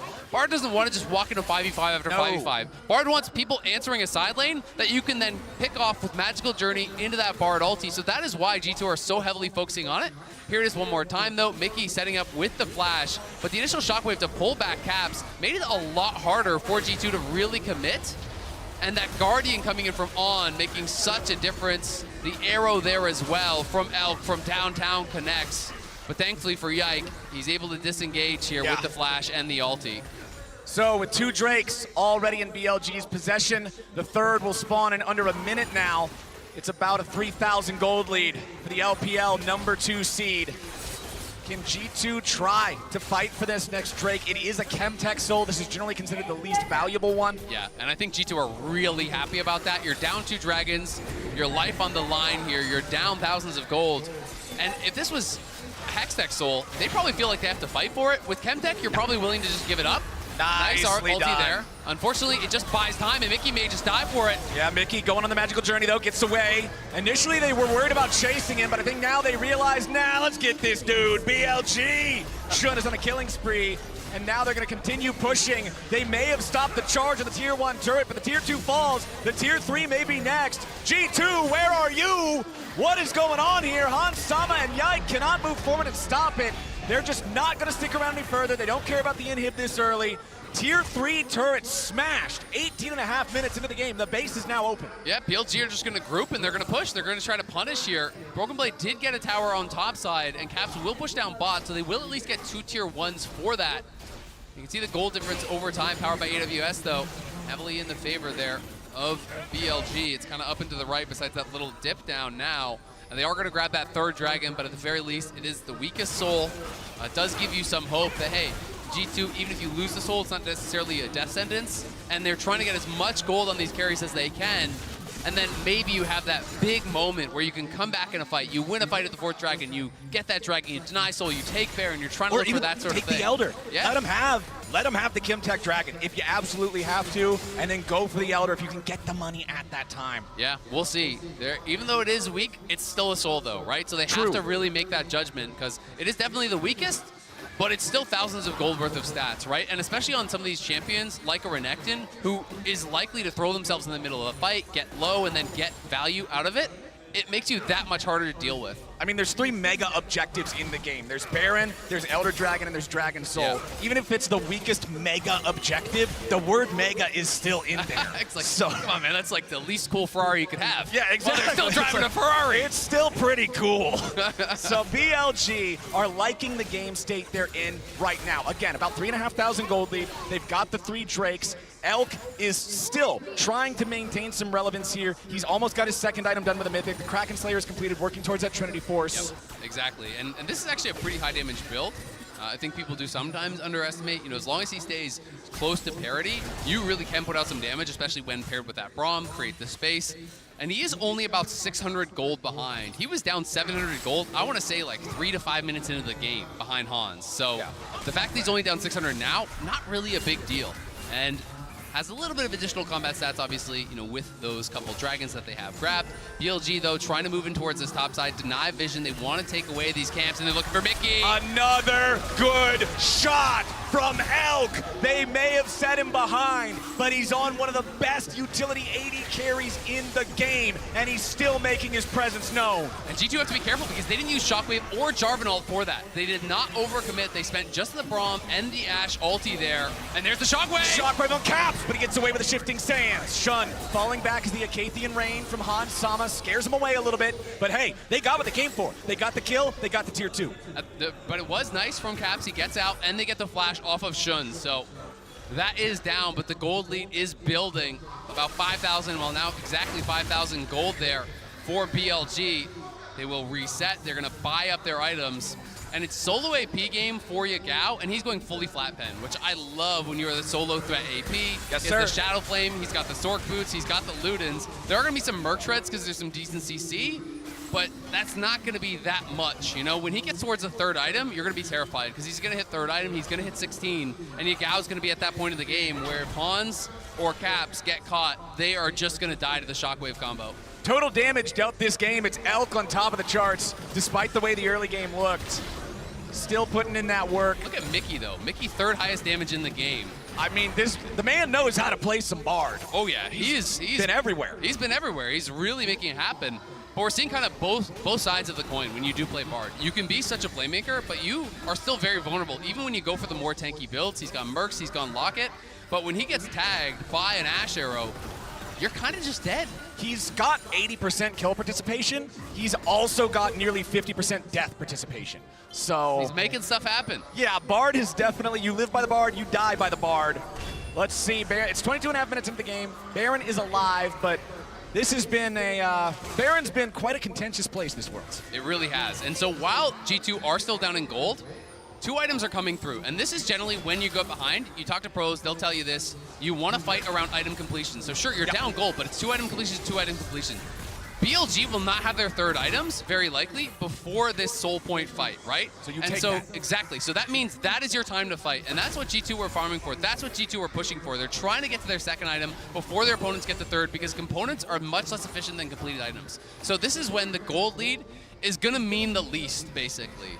And I do think that G2 are going to fight for Soul. If they elect not to, I would be surprised. But it's a really hard call to make, because if you fight at Soul and you lose, they get Soul, they get Baron, it's probably lights out. The big difference I'm looking at right now is in top and jungle, because that's where you have the 2 fully completed items compared to not, and it's also where there's stopwatches. Look at these stopwatches on BLG. It is a clock shot. All 4 of the top players have them. Only Braum is missing one. Yep, they are getting them for everybody at this point, because they know this could be their year on the line. This fight, you win this fight, and maybe the series is over. So G2 fighting for mid prio. I don't think they want to give it up. I think they are going to look for it, but it's going to be all down to the engage. Can you find the beautiful Bard ult? Can you find the beautiful Ashe ult? Can you have that follow-up? So much pressure on these 10 players right here, right now. Keep your eyes on Elk, keep your eyes on Mickey. Those long-range engages, they can catch people off guard. Also looking at Cap, 0-3-0 right now on the Azir. We have praised this guy. We have praised how many times he has been a part of the biggest victories that Europe has had on the international stages. Dragon now active, and G2 clearly were trying to threaten, hey, we could start topside, we could go towards that Baron, we could do this, but now they're going to send down Shun and Yagao and get this Dragon And G2 are no longer in position to actually fight for it. They've moved up towards the top side. They've based on Yike and Broken Blade. So they're saying, you know what? We don't have the angle. We can't fight here. And that's what I was talking about earlier. It's the difference in those completed items. It's Yike and Broken Blade, the ones that have to go back because they're the ones that didn't have the completions. Now Elk, mistiming there on the binding from Mickey afterwards. It's not like it would have stunned him anyway, but it doesn't connect at all. So that's Bard ulti down. Cap with a nice shuffle back, but now it's going to be a Cataclysm on the 2.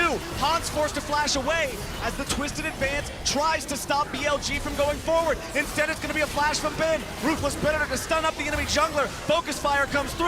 One more hit, and Yike is down.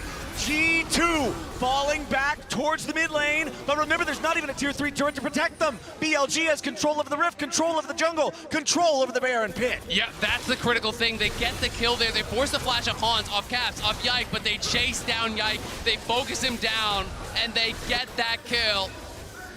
And G2 now, hearts in their mouths. No, this game is falling away from them. They're down 5K. They've lost the soul. Han's gonna try to find an angle for a Baron Seal. This would be heroic if he could do it. No, not quite. I respect the attempt. You gotta go for something there. Have to. That's about all you could go for. BLG, let's take another look at how this started. The Bard ulti being down is big. The Bard ulti being down, and On and Bin don't give him an angle. They don't run straight at Mickey to get that binding. So On just throws the ulti out immediately towards the carries to keep them back. Caps here gets ulted in, as does Hans. And it means both of them have to flash out. Yike is here to peel. He's trying to keep them safe, but Bin commits the flash, goes for it. The constant slows there from the focus fire of Elk, stepping up, knocking down G2's jungler. Means they get the Baron, and now they're on the march here. You are now one fight away from your year ending. G2 have to rally, have to find an angle. It's so tough. It's so tough, man. It's Soul plus Baron plus 7,000 gold. That's what the lead for BLG looks like. G2, they gotta try to defend here. Remember, that inhibitor's already exposed. This happened at 18.5 minutes into the game. Yeah, and you look at the waves. Top is pushing, bot is pushing, mid is open. This is a potential play for a triple inhib here, but Yike is maybe looking for an angle, trying to see, hey, can we find something? Broken Blade has the Mega already, so if they don't go now, they're not gonna go, and that's gonna mean you're giving up a second inhibitor. So G2 now faced with that call. Do you make a move here, or do you just seed this bot lane tier 2, potentially even seed this tier 3 bot as well? Yeah, the tier 2, I don't think there's any way they're gonna try to defend that tier 2. It's so risky. And BLG backing away from the wall as they see the Ornn transformed into Mega, not giving them the opportunity to try to make that play. Broken Blade transformed back into Mininar. Ash ulti hits Hans Sama, forces out the cleanse. Tier 3 turret here in the bottom lane, almost killed already. Elk and the cannon minions putting in the work. Inhibitor under fire. And that's the thing, Broken Blade had his Mega on cooldown, so if you weren't gonna fight there, you couldn't fight for the bot lane inhibitor. He's trying to charge it up now, but look at the top wave as well. This has just been beautifully set up. They have that wave already ready, so now you can just go around the horn, straight up to top side. G2 haven't been able to clear that up, and now it's Baron buff by BLG. They're TPing in here with a third item completed for Yagao. BLG going for the throats, and G2, if you don't go now, you're giving up triple inhib because Broken Blade's gonna not have Mega again. On's at about half HP, but the rest of BLG are standing tall right now. Caps trying to clear out these waves. Shockwave whiffs. That's big. Not gonna be able to catch Caps there. He's been so good on these shifts back to dodge out on some of these skill shots, but this is the problem. They're not finding the angle to fight, and it means you're giving up everything. That's triple inhib. Now the Bard ulti comes. They gotta go. They gotta go now. Nature's Grasp coming out, seeing if they might be able to lock him down, but no! Hans Sama is already dead. Caps hit by the arrow. Shun's ready to jump in and try to take this guy down. He goes golden. Caps should die here. Yagao is on a killing spree. BLG are gonna win it right now. Mickey goes on a magical journey back to his own Nexus, back to his own fountain, and that will do it. The last vestige of the LEC is wiped from Worlds 2023, and BLG earn their spot in the quarterfinals.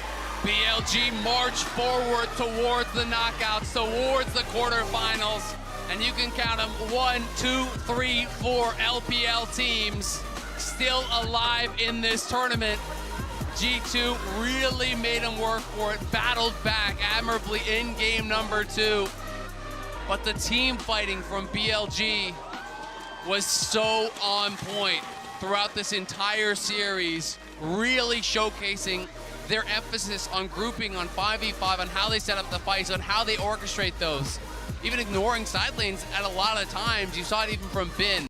Creating the individual advantage, always taking it to the team, not spending it to try to extend his own advantage. It was all about the team play.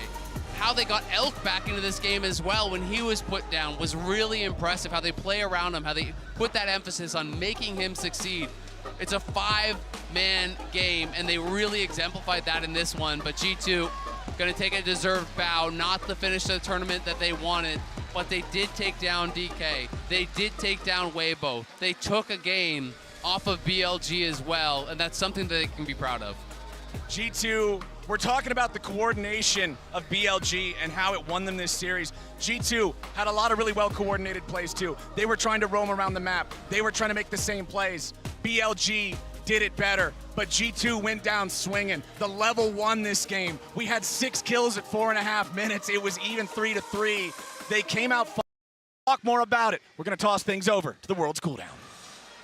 BLG built different, built like gods. Maybe you could ask some people if you're playing versus them in some of those key moments and try their hardest. G2, I think maybe, you know, in some of the games we saw the best G2 that we have all worlds.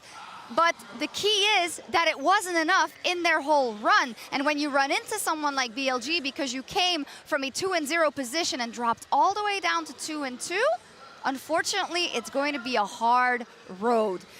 Commiserations to G2, and we can talk about it in a second, but first though, BLG, we talked about Elk, we talked about kind of how after that game too, we should be tilted to all heavens, but they weren't at all. And I think they did an incredible job in this one of like realizing what G2's next move was. Every single time we saw G2 trying to go for a dive on bot lane, it was like Shun, we got the TP in from Bin. Everyone on BLG was ready and in action to curb everything G2 wanted to do. And then as, I mean, Flower said before he tossed, like set up then BLG's bot lane to get back into the game and actually be in a position where they could carry. They also tricked G2 in thinking they were tilted with the level 1. And then after that, they looked, it's so funny because that play, that was a 3 versus 5 that they updated. And then after that, I think they were played a super composed game, and as you point out, particularly in the way that they were able to start up team fights and be very aware of what G2 was trying to do, how they were trying to start the fights. They looked as composed as I think they have in maybe the entirety. Like, I'm looking back, like the KT game wasn't that clean. Obviously, the T1 Since yesterday. Well, I mean that wasn't a high barrier. I mean, BOG eliminated G2 at MSI. They eliminated G2 here at Worlds. Regionally, the big story is that LPL has gotten all 4 teams through. Yep. They are half of the quarterfinals, which is the first time that has ever happened for the LPL. And for G2, it's a massive disappointment, not only for them with their lofty expectations and goals, but for the whole of the LEC. For the first time since 2014, the LEC will not have a team in the quarterfinals. A little less under a decade since the last time that EU did not get, okay, then groups before, but a team into the quarterfinal. I can only hope there will be a reckoning, like whenever LCK had that reality check years ago, when we come back and we hope even higher. Right now, though, I want to take a minute. I'm sad. I'm destroyed. I'm really sad. Like, this is, especially for the team, I think, that has made it so clear that they didn't want to make these mistakes internationally, that they wanted to go higher. That started a road and that disappointed, I think, in MSI for their standards. And then, unfortunately, I think one got drawn against Gen G. That wasn't easy, but they didn't really show anything, and they had to show a lot of cards in terms of the matchups they played later. NRG should have been something that they should have, I think, approached differently, most likely, but you end up at this place all the same, not just with yourself, but with BDS and with Fnatic and with Mad. Yeah, I think the thing for me was, at the end of the day, every team that they went up against was the better team on the day. Like, when we saw NRG yesterday, Palafox and Contracts ran that game like there was no tomorrow. Like, it was unfortunate failure from the mid-jungle. And then when you come, I know, so to me, Mickey as well, and then coming into today, we got that game too, where it looked like maybe they could draw it, and then again, little mistakes crept in and made it difficult and gave the opportunity for BLG to come back into that game. And it's that lack of consistency that I think has really come back to hurt G2, and it's something that we didn't see as much in the LEC. There were a few happy games games here and there, but like when they got a lead, they were very good at closing it out. We just haven't seen that so much in the international stage. We have not. We will have another draw, though, soon for the quarterfinals. But first, I want to throw it over to an interview we recorded earlier when KT secured their berth in the quarterfinals and Lore caught up with their top laner Keen in the Verizon post-game interview.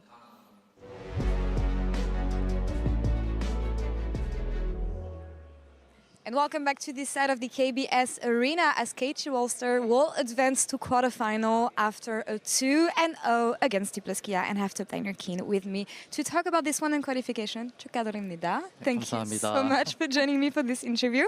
It feels like Rumble was causing issues on top lane since the beginning of the tournament, but you played Rise today. Can you tell me why you cooked this pick? And do you think we're going to keep on seeing this one throughout the tournament? 이제 사실 라이즈 같은 경우는 준비했다기보다 이제 저는 워낙 이제 옛날부터 좀 즐겨 쓰던 픽이라서 이제 언제나 이제 꺼낼 수 있다고 생각을 해서 오늘 마침 그 각이 나왔던 것 같고 이제 뭐 럼블 같은 경우는 이제 사실 뭐 저는 개인적으로 크게 신경 쓰진 않기 때문에 언제든지 나와도 대처할 수 있을 것 같습니다. Well, about the Rise pick, it was not something we prepared for this moment. It was more about my very old comfort pick. So I can just play Rise whenever I feel it's the right moment. And today we saw the angle. We wanted to give it a shot today. And also about Rumble. I don't really mind playing up against Rumble, so it's not a big deal for me. Super confidence here. And we know that your Rise is really good in the end. You kind of lost the early game hard in that game. How confident were you in your ability to turn this one around? And what did it take for you guys to come back in the game? 이제 저희가 1세트 같은 경우에 초반에 손해를 굉장히 많이 봤는데 이제 그래도 탑미드 원딜 같은 경우가 다 이제 성장이 괜찮고 잘 컸어가지고 이제 후반에 한타 한번 잘 해보자 할만하다 약간 이런 식으로 하면서 좀 후반까지 바라봤던 것 같습니다. Yeah, we were losing really hard early on, but our top, mid, and AD carry were all fed. So we knew that as long as we can scale well and we have this one correct team fight in the late game, we will be able to make a comeback. So we were looking for that. Trusting in the ability of the scaling. Now, I remember the last time you went Worlds was in 2018. Why were you waiting for Worlds to be in Korea to come back here? 이제 제가 뭐 원한 건 아니지만 이제 뭐 그동안 우여곡절이 많았고 이제 힘든 시절도 있었지만 그래도 올해 이렇게 월드에 와서 이제 점차 나아가는 과정이라고 생각을 해서 저는 뭐 되게 좋은 것 같습니다. Well, it was not my intention, to be honest. But yeah, I mean, like over the course of last years, I was having some hardship, a lot of ups and downs. But I think now I'm making a progress, and I think this is just part of it. So I'm really happy that I was able to make a comeback here, and also I'm just glad that I'm really grateful for everything right now. Of course, joke aside, it's been an amazing year for you, Keen. And moving forward, you guys are going to make it through quarterfinals. It has not been easy for KT Rolster. It never is, actually. What are you guys going to be working on to have cleaner games and maybe more stable gameplay moving on? 이제 저희가 이제 월드 처음에 왔을 때보다 경기력이 조금씩은 올라가고 있다고 생각을 해서 그래도 그 점은 좀 개인적으로 생각했을 때 긍정적인 것 같고요. 그리고 저희가 운영 단계나 한타 단계 때 좀 약간 자기 역할을 잘 못 찾는 것 같아서 그 부분을 좀 집중적으로 고쳐야 될 것 같습니다. Compared to our early days of Worlds this year, I think we already made a lot of improvements. So I think that's a positive note. But also, I think in the mid to late game macro phase and team fight phase, I think all the players are not sure about what they're supposed to do. So I think we also have to work on that. Communication there maybe. And keeping this in mind, JDG, Genji, T1, LNG. Any thoughts on these potential opponents you're going to have? Is it 사실 이제 저희가 좀 힘겹게 올라왔기 때문에 이제 더 이상 이제 뭐 뒤는 없고 이제 마지막이라는 생각이라서 이제 누굴 만나든 최대한 이길 수 있도록 열심히 하겠습니다. It was indeed a very tough path for us to make it up all the way here. So I want to say there's no way back. I just want to keep on focusing what is happening in front of us, and we will give our all. And wishing you the best in your journey. 인터뷰 감사합니다. 감사합니다. Thank you so much, Kin. And Jisun, thank you so much as well. Shucks, back to you. Kamsahamnida as well to you two for a fantastic series of interviews throughout the Swiss stage as we see some of the final moments today from KT earlier, I believe. So KT will be drawn together with the other teams, and I want to pull up the graphic that we have for the pools to make sure that everybody knows what the possibilities are. As you know already, because Genji and JDG were the first, they can't be on the same side of the bracket. And it seems a little confusing. The Pool 1 has 2 teams and Pool 3 has 3 teams. Essentially, 2 of those Pool 3 teams will get unlucky, and then the one that's not drawn will basically move into pool 2 and play against those other 3 Okay, teams. but I don't think anyone's lucky. It all looks hard. Hey, But there's more It all hard. looks Okay, difficult. I There's agree. more hard. Wow. But I think maybe KT, maybe they don't draw Data Geochin. Maybe we give them that. Yeah. You know, maybe after everything so they've been for the through. history of the draw so far, it would be very KT to get the most difficult To draw. get JDG, yes. Yes, That but would be also perfect. you know, we've had in the past, we've had a lot of kind of region kills, but Yeah. it's hard to be avoided. It's more KT to draw Genji, actually. No, JDG, and then they free 2, and then they're the only team that ever comes close. Because that's 2018. That's 2018. That happened. And then T1 gets Genji. Yeah. So the 3-0 teams will play the 3-2 teams. The remaining 3-2 team will be drawn against the 3-1 team. That's Yeah, how it works. exactly. That's how it's going to work. Are we nervous? I'm not nervous for the You're draw less at nervous all. now. This is fun. This I is mean- amazing. I've never felt better. Are you nervous for NRG? A little bit, but it's not like there's an easy draw. Oh? And What it's do we not got? like I have to worry about Energy getting drawn and slaughtered by an EU team. That's true. That's not possible anymore. That isn't possible, but you would want that actually with current results. That's a funny thing to say, but I'm honestly not sure. You can see here the 2 teams in 3-0, the 3 teams in 3-1, and then they're going to be laying out the 3-2 teams as well. Oh, it's beginning. It's happening. Yeah. Yeah. Oh, well, that's betting on a lot of T1 versus. Oh, okay, I see. Yeah. It's wanting T1 for certain opponents, which I guess they think are easier. Is that how Yeah, I'm reading that? because it was Weibo, BLG? NRG, and then BLG, who they already yeah. did. Walk in the park. That's way easier than JDG and Genji are head and shoulders the favorites in this tournament. They're undefeated basically in match score in the Swiss stage. Both going 3-0. Luckily, they didn't have to play against each other. Number 1 seed of True. LCK, number 1 seed of LPL. The only possible disadvantage is that they've had so much time off because they qualified so early. True, but it is okay. It's like in 4 days, actually, if you play on Thursday. It's not that long. We have Subin Yoon, who will be presenting for us. And yeah, we need our head ref in position, as always, to see if he spells Doom once again. I wonder if we're going to get the slow pan. I hope so. What do they have in store for us, the cameraman? So what is your dream matchup then now? Because I can see you're saying JDG KT. You give them to So- sacrifice. And then I don't know if that's true. Oh, Oh, hold up. Oh! Oh. Barrel? What? What is barrel? What do we do with Barrel? I mean, he is the defending world champion after all. I mean, fair. Let's go!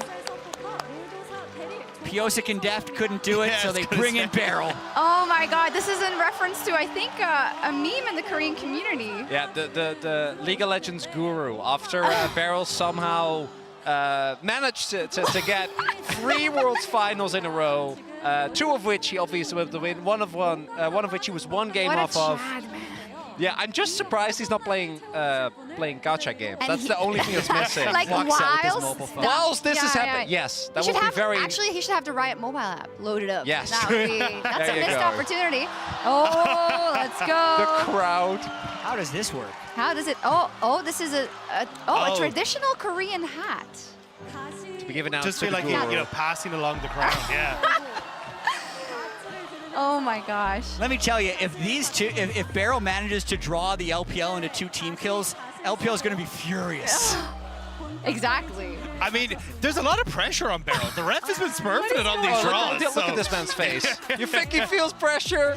I mean, yeah, you're kind of. This is so funny. We were talking so much about like, oh yeah, you know, we won't interview the ref or anything like that because we gotta like protect the sacredness of the draw, and then Beryl just rolls Yeah. it. Yeah, this guy does not feel pressure. He locks Bard in Game 5 of the finals against T1, misses every Q, and walks away with the World Championship. This guy. And What does a not legend. explain. He walks in, he draws all the LPL team kills, he walks out, doesn't explain.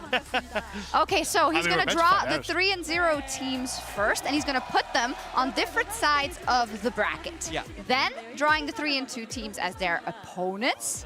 Then shuffling remaining 3-2 team into the 3-1 pool, and then the matchups will be drawn in order, so A versus B, C versus D, etc.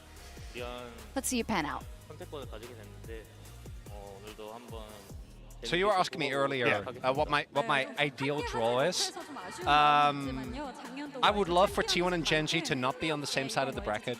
Yeah, because I was gonna say if you get That's T1 and fair. Gen.G semifinals, it's just Yeah, I've done that enough. I mean, I would like that to not be. I don't know. I'm willing to sacrifice a lot for an LPL LCK final.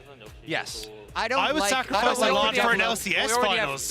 No, we're not gonna LCS finals. No, we're not gonna just sacrifice Dream everything big, for chat. the energy final. But No? T1 could beat JDG, and then you have a T1 Gen.G final, which I'd actually not like as much as a T1 JDG final. But Naturally. in Korea?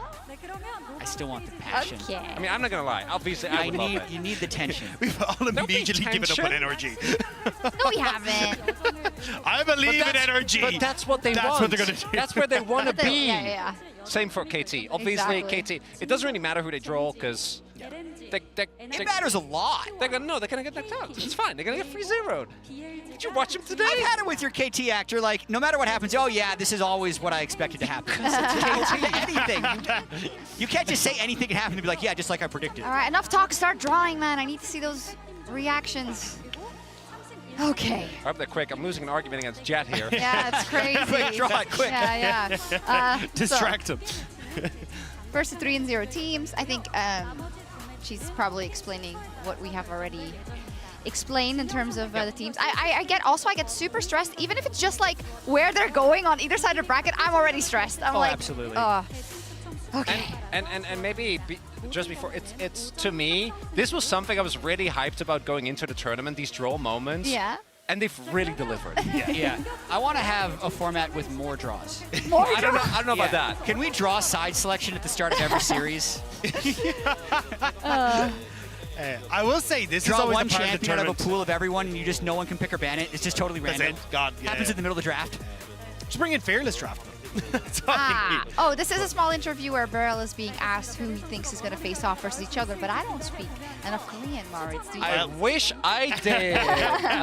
No, unfortunately, He's saying, I'm so not sad able to. G2 didn't make it. Best team in the world, actually, on this game. Just trolling. I'm sure we'll find out later. I just don't want to pull T1 against Energy because I hear their mid laner is a genius. A Faker versus Palo Faker? All right. 3-0 teams first, so. G or Gen.G? It better be one of them. This table is breaking. Gen.G, okay. The draw still works, guys. I feel like It's not broken. Beryl did get some pointers from the ref because there's no emotion. Yeah, very no stoic. wry smile, which is usually the, I mean, the Beryl I way think to go. they all get briefed that, because you know. Yeah. But if they do it, that's another point. All right. And JDG. Okay, so Weibo, BLG, and KT. So what are the thoughts on the hat? I actually think it adds a lot. So, if I'm not mistaken, the first team that gets drawn now out of the 3-2 pool is the team that will play Gen.G. I think so as well. That should be correct. Yeah. Oh, he's gone. He's gone far. Right. He's gone. Literally immediately the crowd just starts Gen.G going. versus. Just don't be KT. That's all we want. We just don't want Gen.G KT. Oh. BLG. BLG, Gen.G, I believe. I believe too, but I'm gonna wait. I mean, if Yeah, that it's is correct, this, it's correct. that's going to be such a sick matchup. Wow. I mean, that, like, I think BLG have a lot of work cut out for them, though, based on what we've seen They in the last knocked few Gen.G days, out of but- MSI. That's what I was going to say. They MSI, they did win. This is KT. JDG. Right? It's gotta be. Just draw Weibo, man. Come on. Come on, Beryl. I'm so sorry. So what's amazing about these 1 vs 8 and 2 vs 7 matchups is it's the two strongest teams versus the two strongest regular season teams. BLG 15-1, KT only lost one series the entire summer split. So is this the draw you wanted, Matt? We never got if this was the draw you It's wanted. cross-regional. It's true. Double cross Okay. regional. We're Well- happy. We're happy. I don't have a horse in this Okay. race. That's fire. So now the next one is we'll be drawing. First one we draw, and then the next one we draw is the matchup. So Okay. should be like that. So as long as T1 are not on this side of the bracket, Chronicle Oh, what's is going happy. on? But we'll have to see if you're going to be able to I may get a full Oh, house. here. they're reshuffling because these are 4 teams that are now essentially in the same pool. Ah, okay. That does I make see, I sense. see, That does I make see. sense. Yeah. Shuffling and the Barrel's remaining not 32 looking. teams His into eyes are the darting a little bit. Not that it matters at all. Don't. But yeah, because you don't. Basically, if he was paying attention, he would be able to know where Weibo was. Ah, right. And rig the matchup. So that's Right, why right, that's right. why they're shuffling and Barrel's not looking. Exactly. Oh, okay, here we go.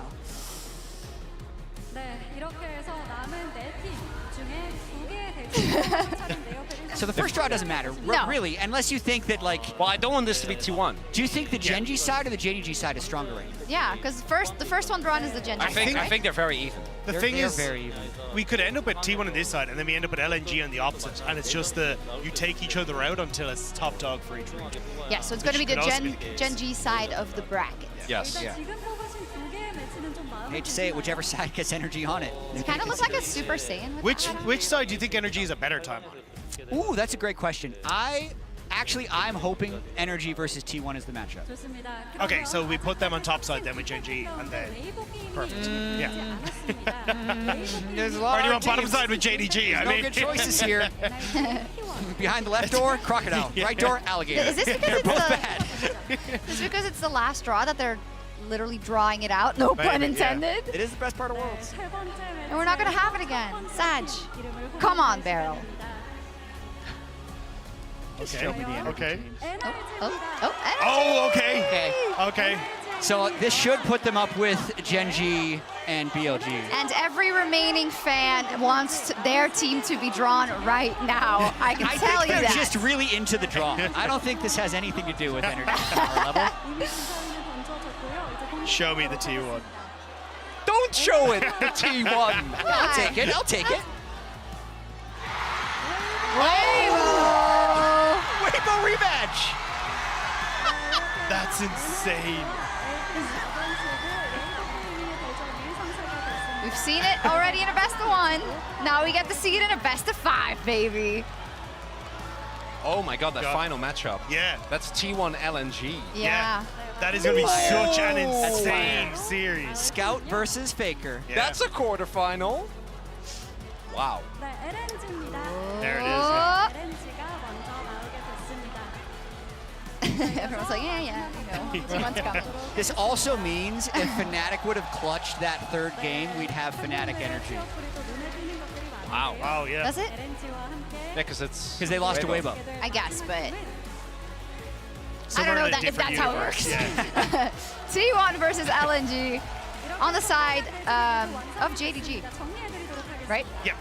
And I think that's going to be an insane series to watch. It definitely feels like for Gen G, I think Boom. they're going to It be is. pretty happy with how their one turned Hey, out I'm so by happy we getting get so much LPL cross-regional 4. play. Yeah, definitely. Gen G versus BLG, Energy versus Weibo, JDG KT, and LNG T1. I like the look of this bracket. I actually think this bracket is pretty well balanced. Yeah. Well, it is. Energy Weibo, I think, are the 2 teams that are the happiest. Like, even though Yeah, Energy sure. might have a mental block against Weibo, I think objectively from the 9 days of Swiss we've seen, of the teams you're going to play against, that's kind of the one you might be targeting. Yeah, Yeah. I think Weibo and Energy are probably from all intents and purposes, the 2 quote-unquote like easiest teams to take. I mean, your LPL seed 4, and then, I mean, Energy did look absolutely fantastic, but as you say, I think Yeah. over the course of the Swiss round, they haven't looked as strong. So if you're Gen G and KT, it's kind of a case of, right, can we deal with our opposition and then maybe have the easier one? I have a treat because we have been standing by with Lore for a reaction to the draw and, of course, making it into the quarterfinals.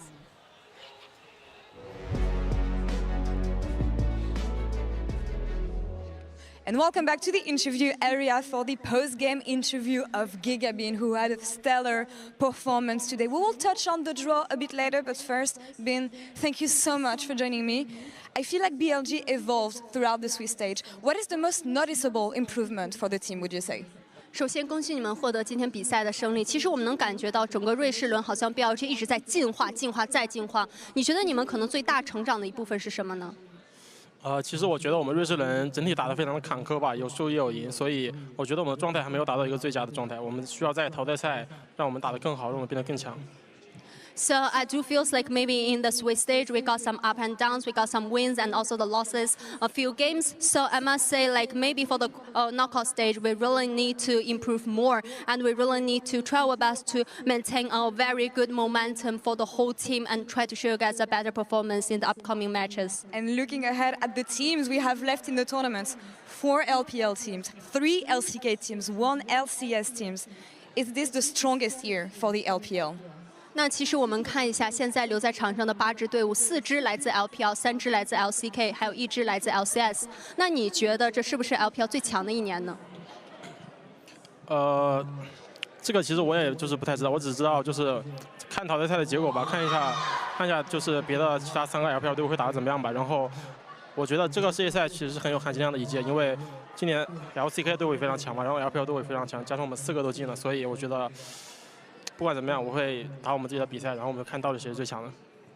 To be honest, it's not that easy for me to say now because I must say maybe at this stage, like all the teams are super strong, and I believe for this year's Worlds, I believe it's one of the most competitive matches tournaments because like we have 4 LPL teams and 3 LCK teams. Definitely all the teams are super strong, and I must say maybe we'll just look at the performance of all the other teams performed in the knockout stage, and then after that we'll see like who will just do better in the future. And we know that a lot of things can change throughout a week and best of 5 as well. But thinking more about your next opponent, Gen G is going to be your first best of 5 here at Worlds. What can we expect from this one? 那么接下来在淘汰赛第1场 BO5 当中，也将面对到 GNG 这支队伍。所以说，在下一场的比赛，我们能从你们身上期待到些什么呢？就是 MSI 其实我们也是赢完了 G2， 然后去打根基，我们3比0了他们，所以这次我们还是会一样的赢完 G2 打根基3比0。 So back in MSI, we win against G2, and then we face against GNG, and we have the 3-0 scoreline. So I think maybe the history will happen again. So face against GNG now, and now we'll try our best to get the victory with the 3-0 again. For sure, an exciting matchup ahead. But now, last question for you, Ben.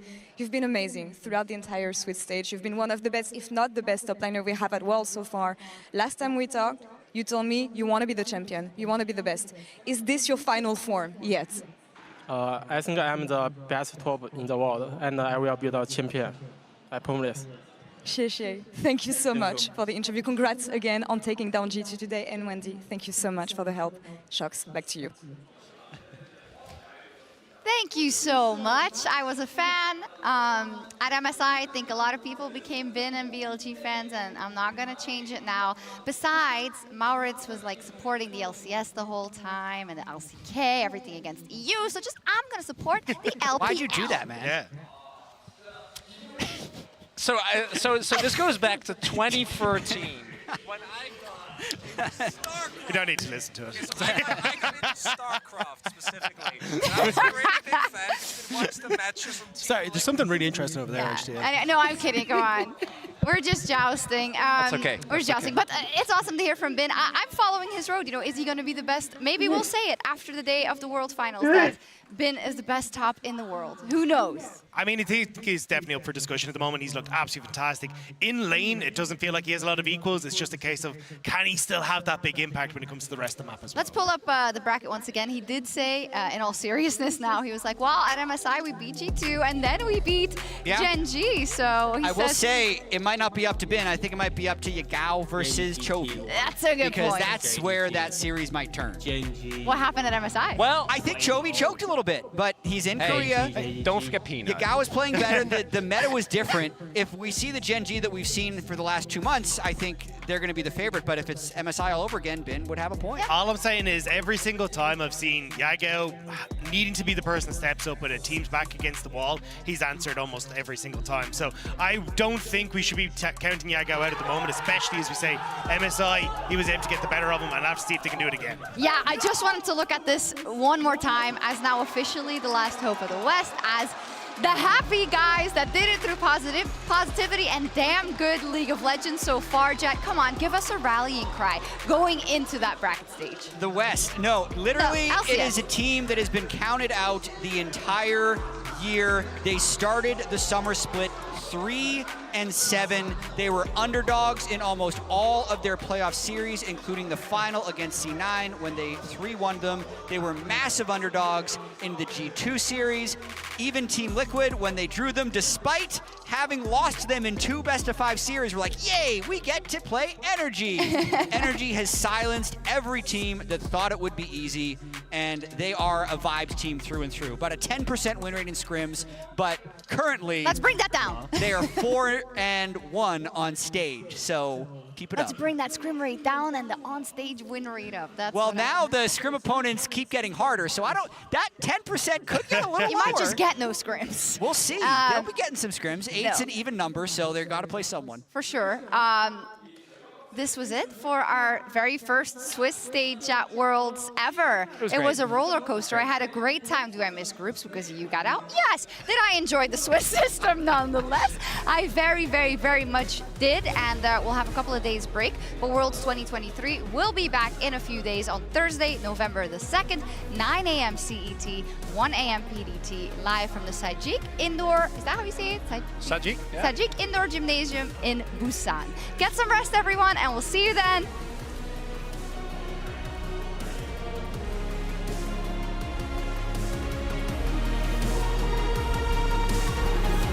Not going to find too much. Pod Blossom, the flag!